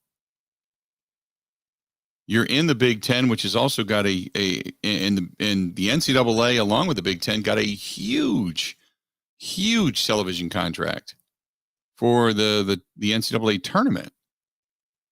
I mean, why would you can't say it's about the money. It's not fiscally feasible. I mean, come on. You're getting stupid money now. That's a great question. They have UW softball, right? Ben, correct me if I'm wrong. Yeah, I thought so. They do. And again, I don't know. Part of it is because, we're in a northern state, but look, Michigan, Ohio State, they play baseball. They both have competitive baseball teams. Indiana. So I don't understand, just because it's Wisconsin where you're worried more about coming out of hockey than you are baseball. I mean, baseball is, granted, it starts early because right now is the end of your season. But I would, to me, if you can make it work, I'd make it work. Sure. I don't know how many, I'll be honest though.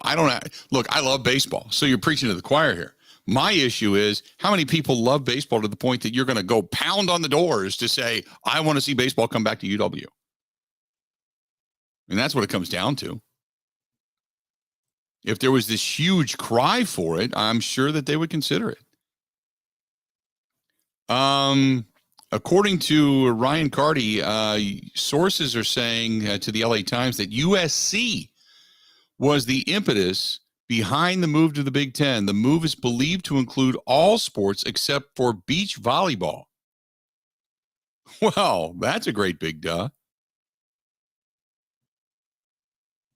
But sources are confirming that USC and UCLA are negotiating to join the Big Ten in a stunning and landscape-altering move for college athletics. Gonna happen. Gonna happen. You know why? Moolah. Moolah, my friends. Tons of money there. Without a doubt. 877-867-1670. 877-867-1670. Hit us up. Tons of money. That's the reason why. Nothing more. That's it. Everything happens for a reason, and everything happens for the cash. Oh, this one's from Jeff. Said, I would love it if they just dropped tuition. I don't know how much money, and this is something, again, that I would have to talk to somebody within, and I would assume it varies institution to institution, but I would assume the money that's being brought in is not necessarily going to completely ease the pain via tuition.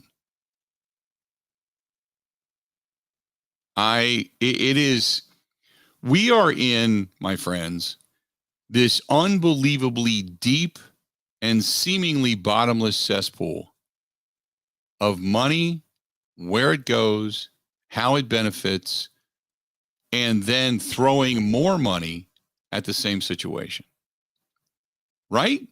In the grand scheme of things, you got a football program, say, well, look at Wisconsin. You got a football program that makes money. You want to make more money, right? So what do? You build a bigger stadium. You add on to it. More and more marketability. Same thing with the Kohl Center. Bigger, better, things like that. Okay. So you have this certain amount of money that's given, that's allocated for the continued development, the continued recruiting, the continued everything that goes along with it, weight rooms and tutors and, better food, better facilities, better medicine, better trainers, just everything. Pour the money into that. That's what you get. So the bigger the beast, the more the beast needs to be fed. And now you continually get these bigger contracts, television, these rights deals, all of that. It gives you more money, which then in turn you grow the beast. Because why?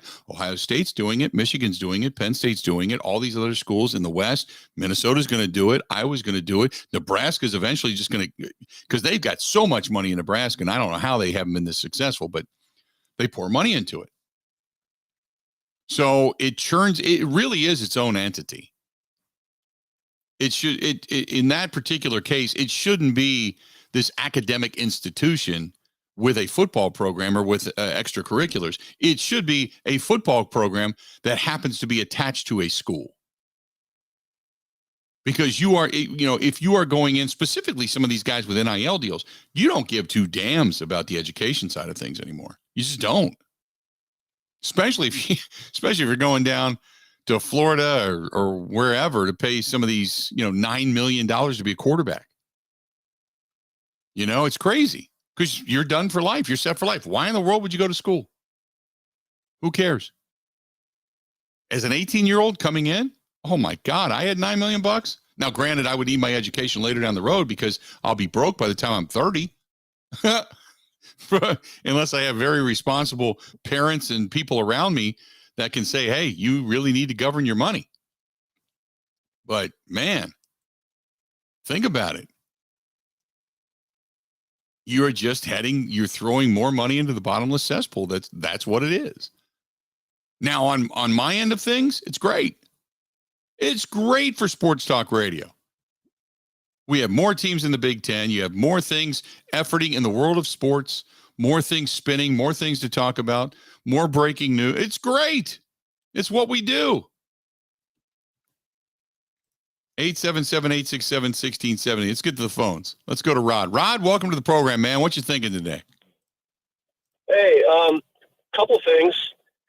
First of all, I don't like to see the intimacy, so to speak, of the conferences getting super large.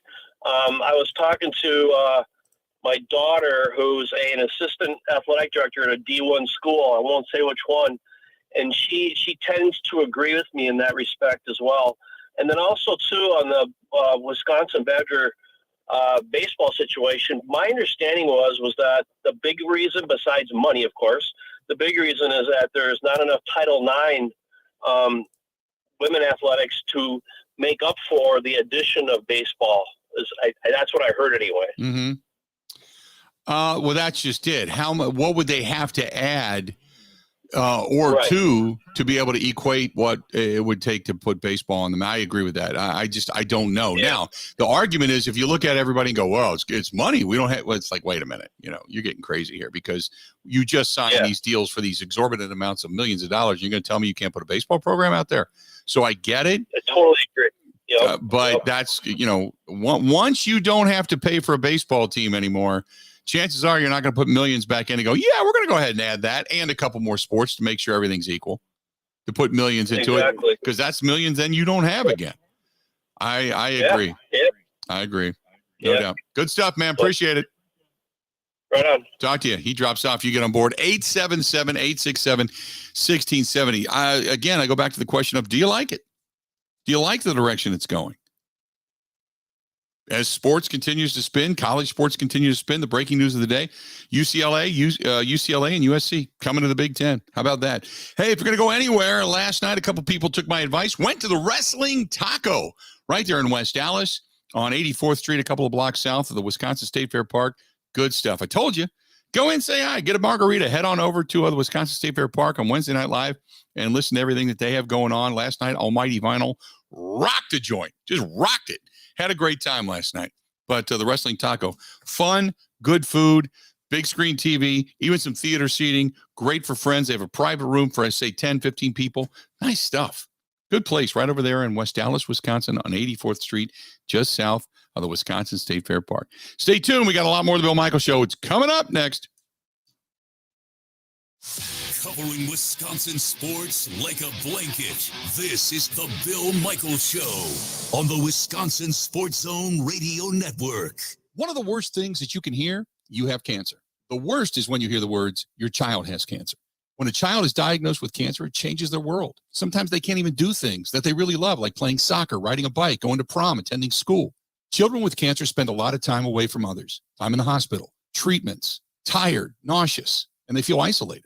That's where Special Spaces Wisconsin steps in. They provide these children with a special space where they can not only sleep, but they can play, they can heal, they can spend time away from the challenges of their illness. It's a customized bedroom designed just for them. How about a princess castle or a pirate ship or a sports-themed bedroom? They transform that child's existing bedroom into a place that only he or she can imagine. A place for them just to be a kid. This effort is done with teams of dedicated volunteers and sponsors, just like our friends from Pella Windows and Doors of Wisconsin and all the community partners. If you'd like to find out more or to donate, go to specialspaces.org. That is specialspaces.org.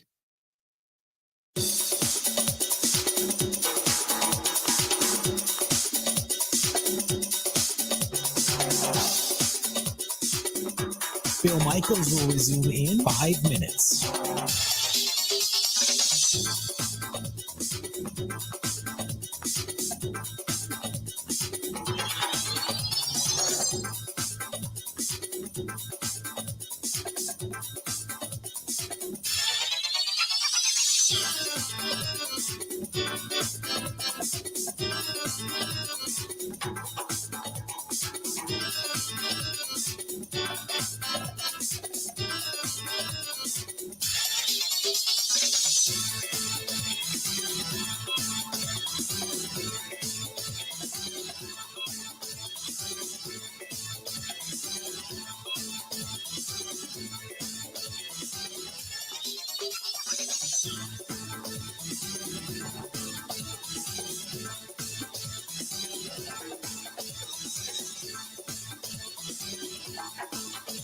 Bill Michaels will resume in 4 minutes.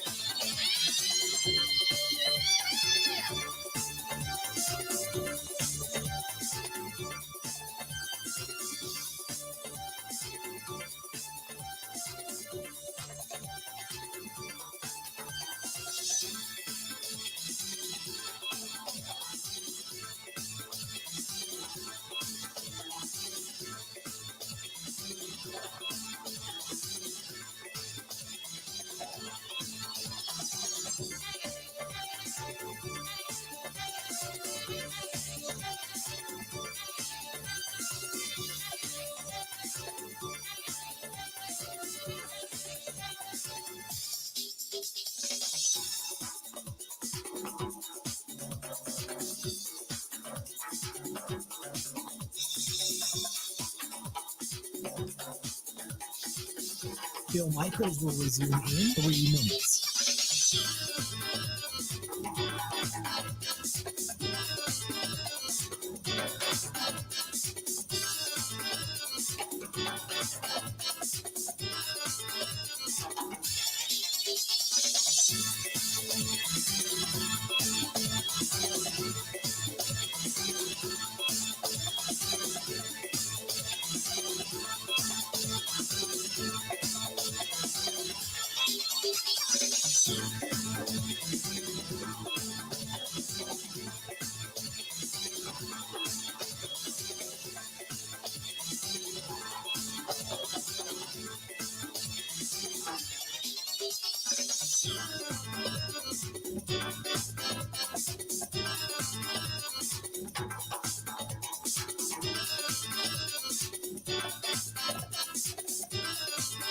Bill Michaels will resume in 2 minutes.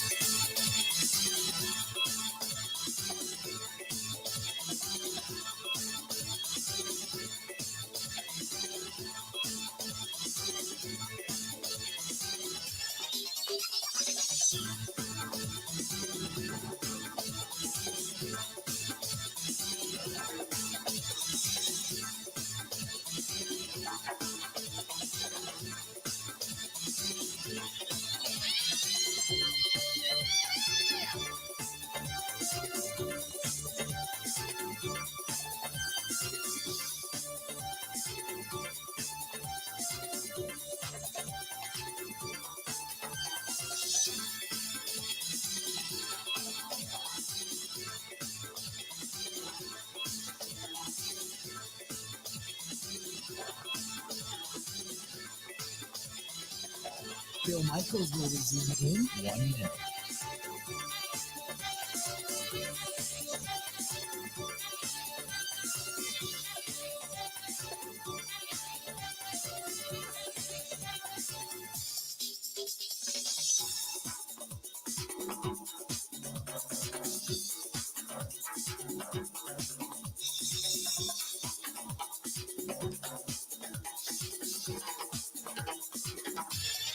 Bill Michaels will resume in 30 seconds.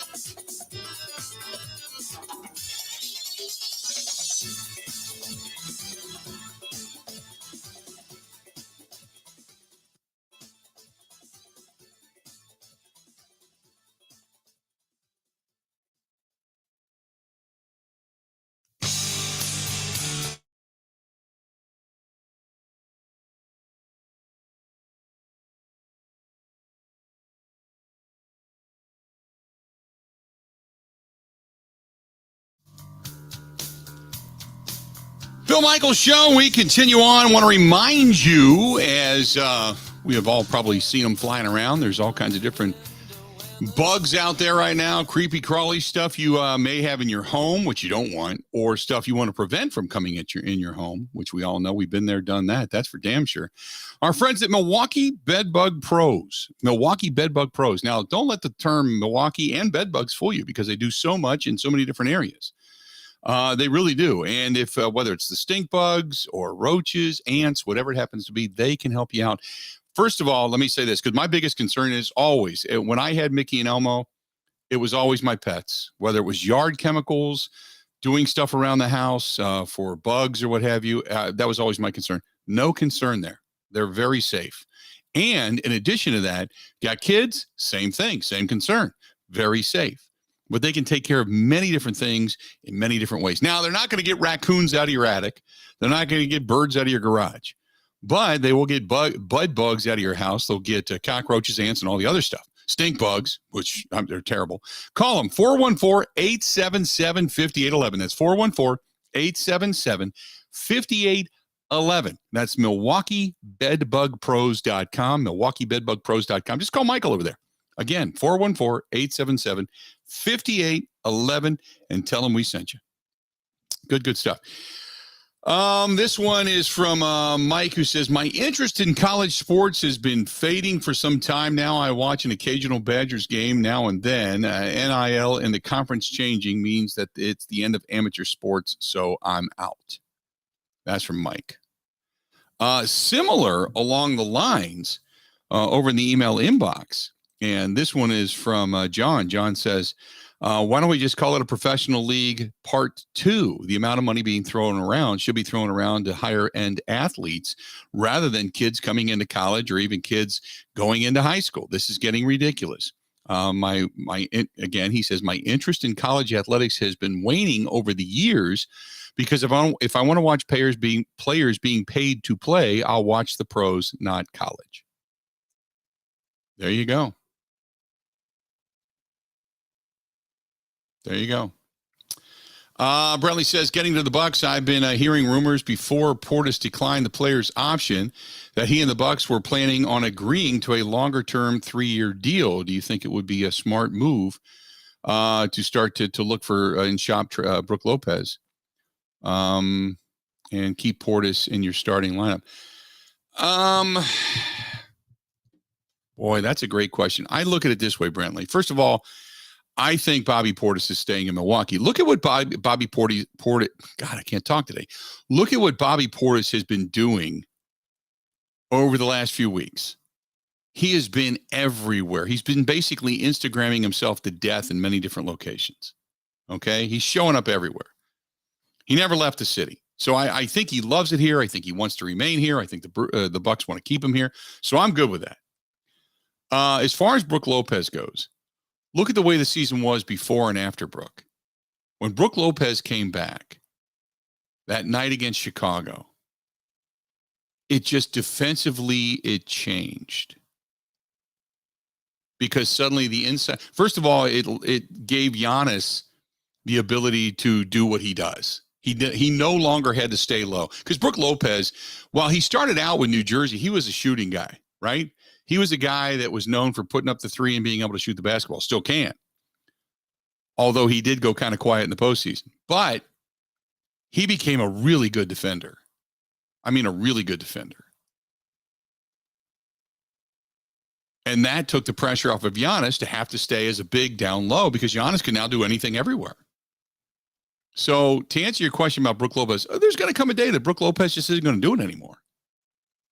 But as of right now, I don't think I need to shop Brook Lopez unless I'm getting what everybody else is seeking. And the one thing, what is everybody seeking? Give me a guy who can shoot beyond the perimeter and defend the perimeter, because that's where the Bucks were lacking. And I don't think you're going to get that for Brook Lopez. So in answer to your question, unless you go out in free agency in some way, shape, or form and just say, luxury tax and hard cap and all that stuff be damned, then this is what it is. I'd go out and I'd keep Brook Lopez, bring back Bobby Portis, see if you can't supplement one or two of those pieces and go from there. 877-867-1670. Green Thumb Cheesehead says, Bill, in 24 and 25 UW players, Bama were scheduled to play Michigan, OSU, and Penn State. According to the FBS schedules, the current schedule is Bama, Michigan, South Dakota in 24. The rest is now TBD. I have not gotten that far ahead, to be honest with you. Boy, you guys are all over it. See, sometimes when you're on the air and you're doing this, you can't get that far down the road. But in some of the things that are scheduled, yeah, things would have to change. Because if you're going to force in USC and UCLA, yep, absolutely. I agree with that. 877-867-1670. Again, 877-867-1670. Hit us up. Yeah, it's going to be an interesting mix when all this starts to hit. How they're going to figure this all out. But Bill, go ahead, Ben. Multiple big-time writers reporting now that it is pretty much a formality at this point, the move UCLA and USC to the Big Ten. Press conference expected in the next 24 hours. Wow. Well, there you go. That's a great big Howie looking. There are a lot of words that are going through my brain that, are not allowed on these airwaves that I would use to describe what is going on right now. It's insane. Oh, boy.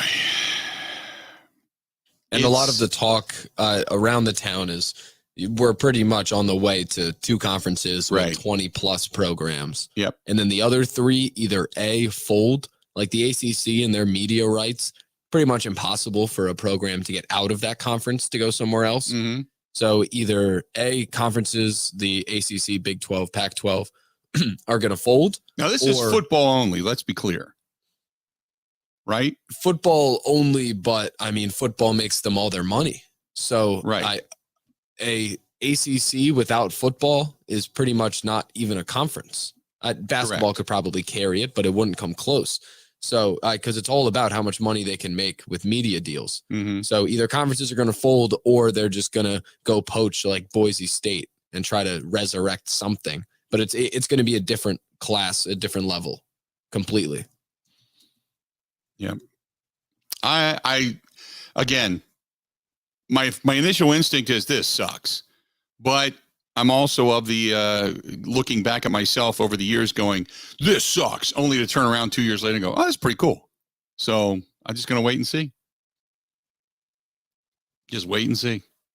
Are you excited about this, Ben? Or are you looking at this going, oh, this is just really traveling up a very slippery slope?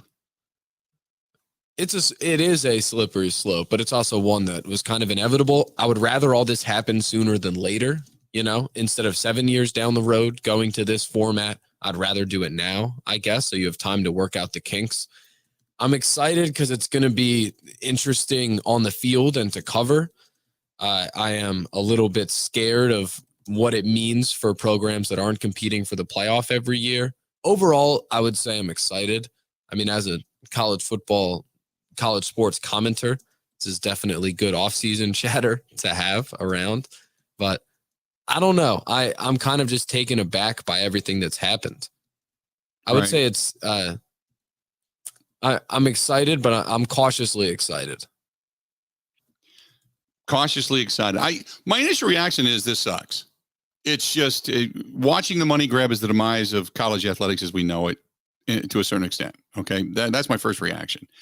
But I've been doing this long enough to go, oh well, and then it'll morph into something that we're all going to pay attention to and we're all going to enjoy.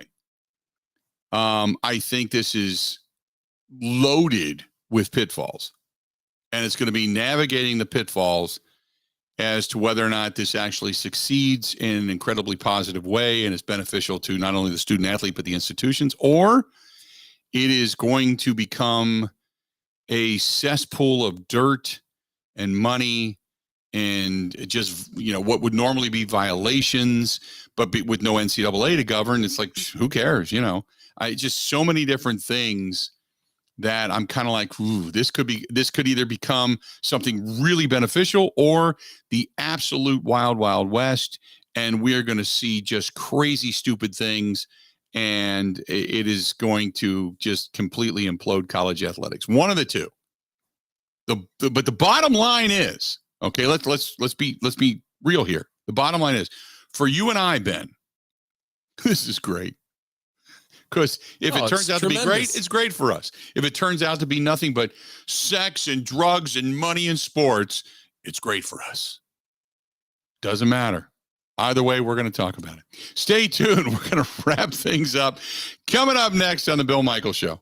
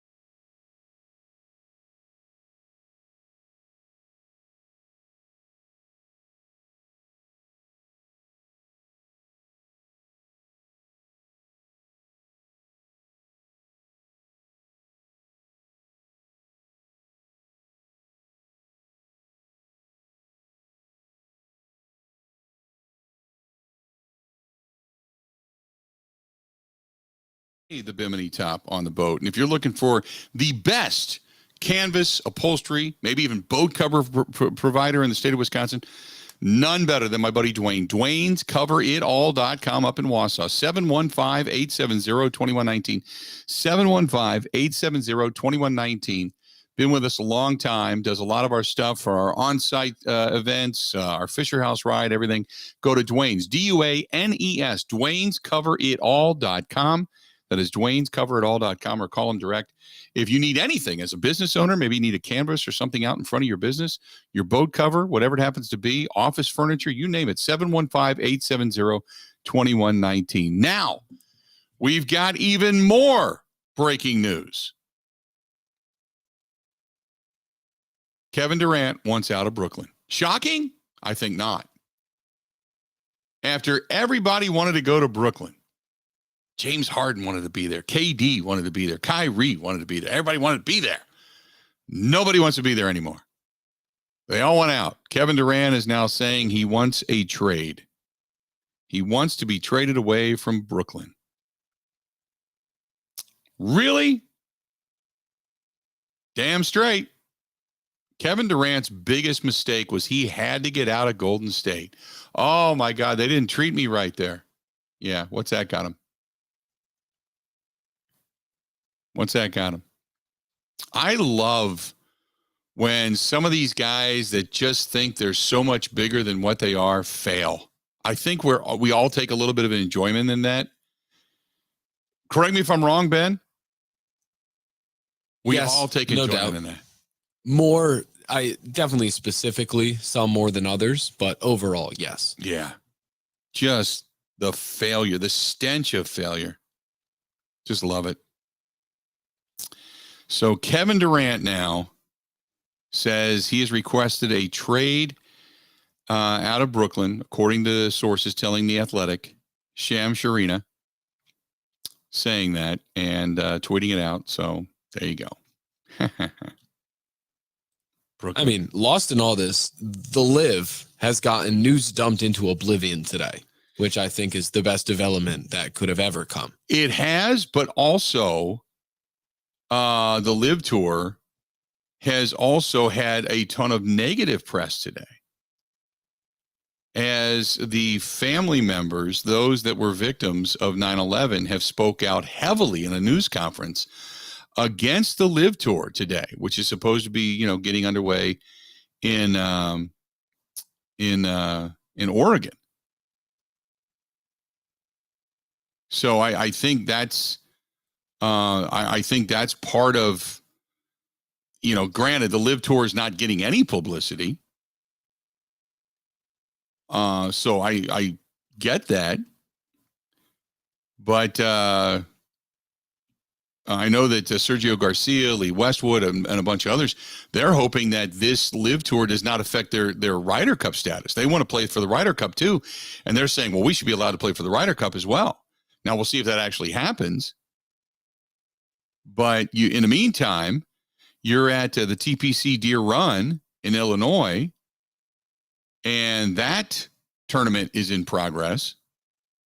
The Live Tour, on the other hand, they've got a press conference of the victims of 9/11 who are coming out against the Saudi government and saying how the Live Tour should not be here on American soil. And they have to go answer to that. What a day. How about that? That's yeah. I feel drunk, if it's possible to feel drunk just from ingesting tweets and stories. Like, I feel hammered. Isn't this a great day? I'm having so much fun. Yeah, it's just a great day. I love it. Just a great day in many senses. But breaking news continues to fly on the Bill Michaels Show today. We'll take it. Hell yeah. Big time. Oh, by the way, and what was completely overshadowed today on the story we did not get to, we could probably do it a little bit tomorrow, correct me if I'm wrong, but robot umpires. Major League Baseball, Rob Manfred stating that, yeah, they're going to have balls and strikes called by a machine eventually. We didn't even get to that today, Ben. No, I guess that it can kind of coincide with the college football stuff. Right. It's like, do you think this is good long term? I guess with the baseball thing, I don't think it's good. So I'm happy that I didn't have to think about it. That's the other thing is Rob Manfred's making a statement saying, yeah, balls and strikes are going to be called by a machine. The robot umpires are on their way. Now, I got to think you're still going to have an umpire behind home plate. Safe, out, fair, foul, all that kind of stuff.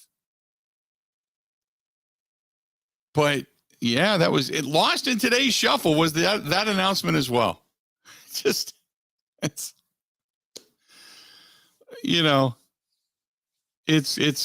coming to Major League Baseball. It is happening now in some of the lower level baseball leagues. Yes, to answer your question, Jeff. Yes, but it's not been announced that it's coming to Major League Baseball until today. So, Bill, Chris Haynes is reporting that Durant has the Phoenix Suns as his listed preferred trade destination. Oh, God. So he wants to force his way into another opportunity to try to win a championship and go in and try to blow that up. He was successful in Golden State and won it out because he felt they didn't care for him. And you talk about a fragile. He gets into these Twitter wars. And I'm not fragile. Quit calling me fragile. He's the most fragile guy there is. The most fragile guy there is. And now he's old. He's breaking down. Man. Good God. What a day. It was nothing but breaking news today. So you got the outspoken victims of 9/11 going after the Live Tour. UCLA and USC coming to the Big Ten. Robots behind the plate in Major League Baseball. And Kevin Durant has now demanded a trade out of Brooklyn. Bobby Portis doesn't sign the opt-in. He opts out, most likely to get a longer-term deal with the Bucks, but nevertheless, we didn't really get too deep into that. We'll do that tomorrow with Jim Ozarski. We got race car drivers tomorrow on the program as well. So much. Man, oh, man, oh, man. I love it. I love it. What a way to end the week. Tomorrow's going to be great. Until then,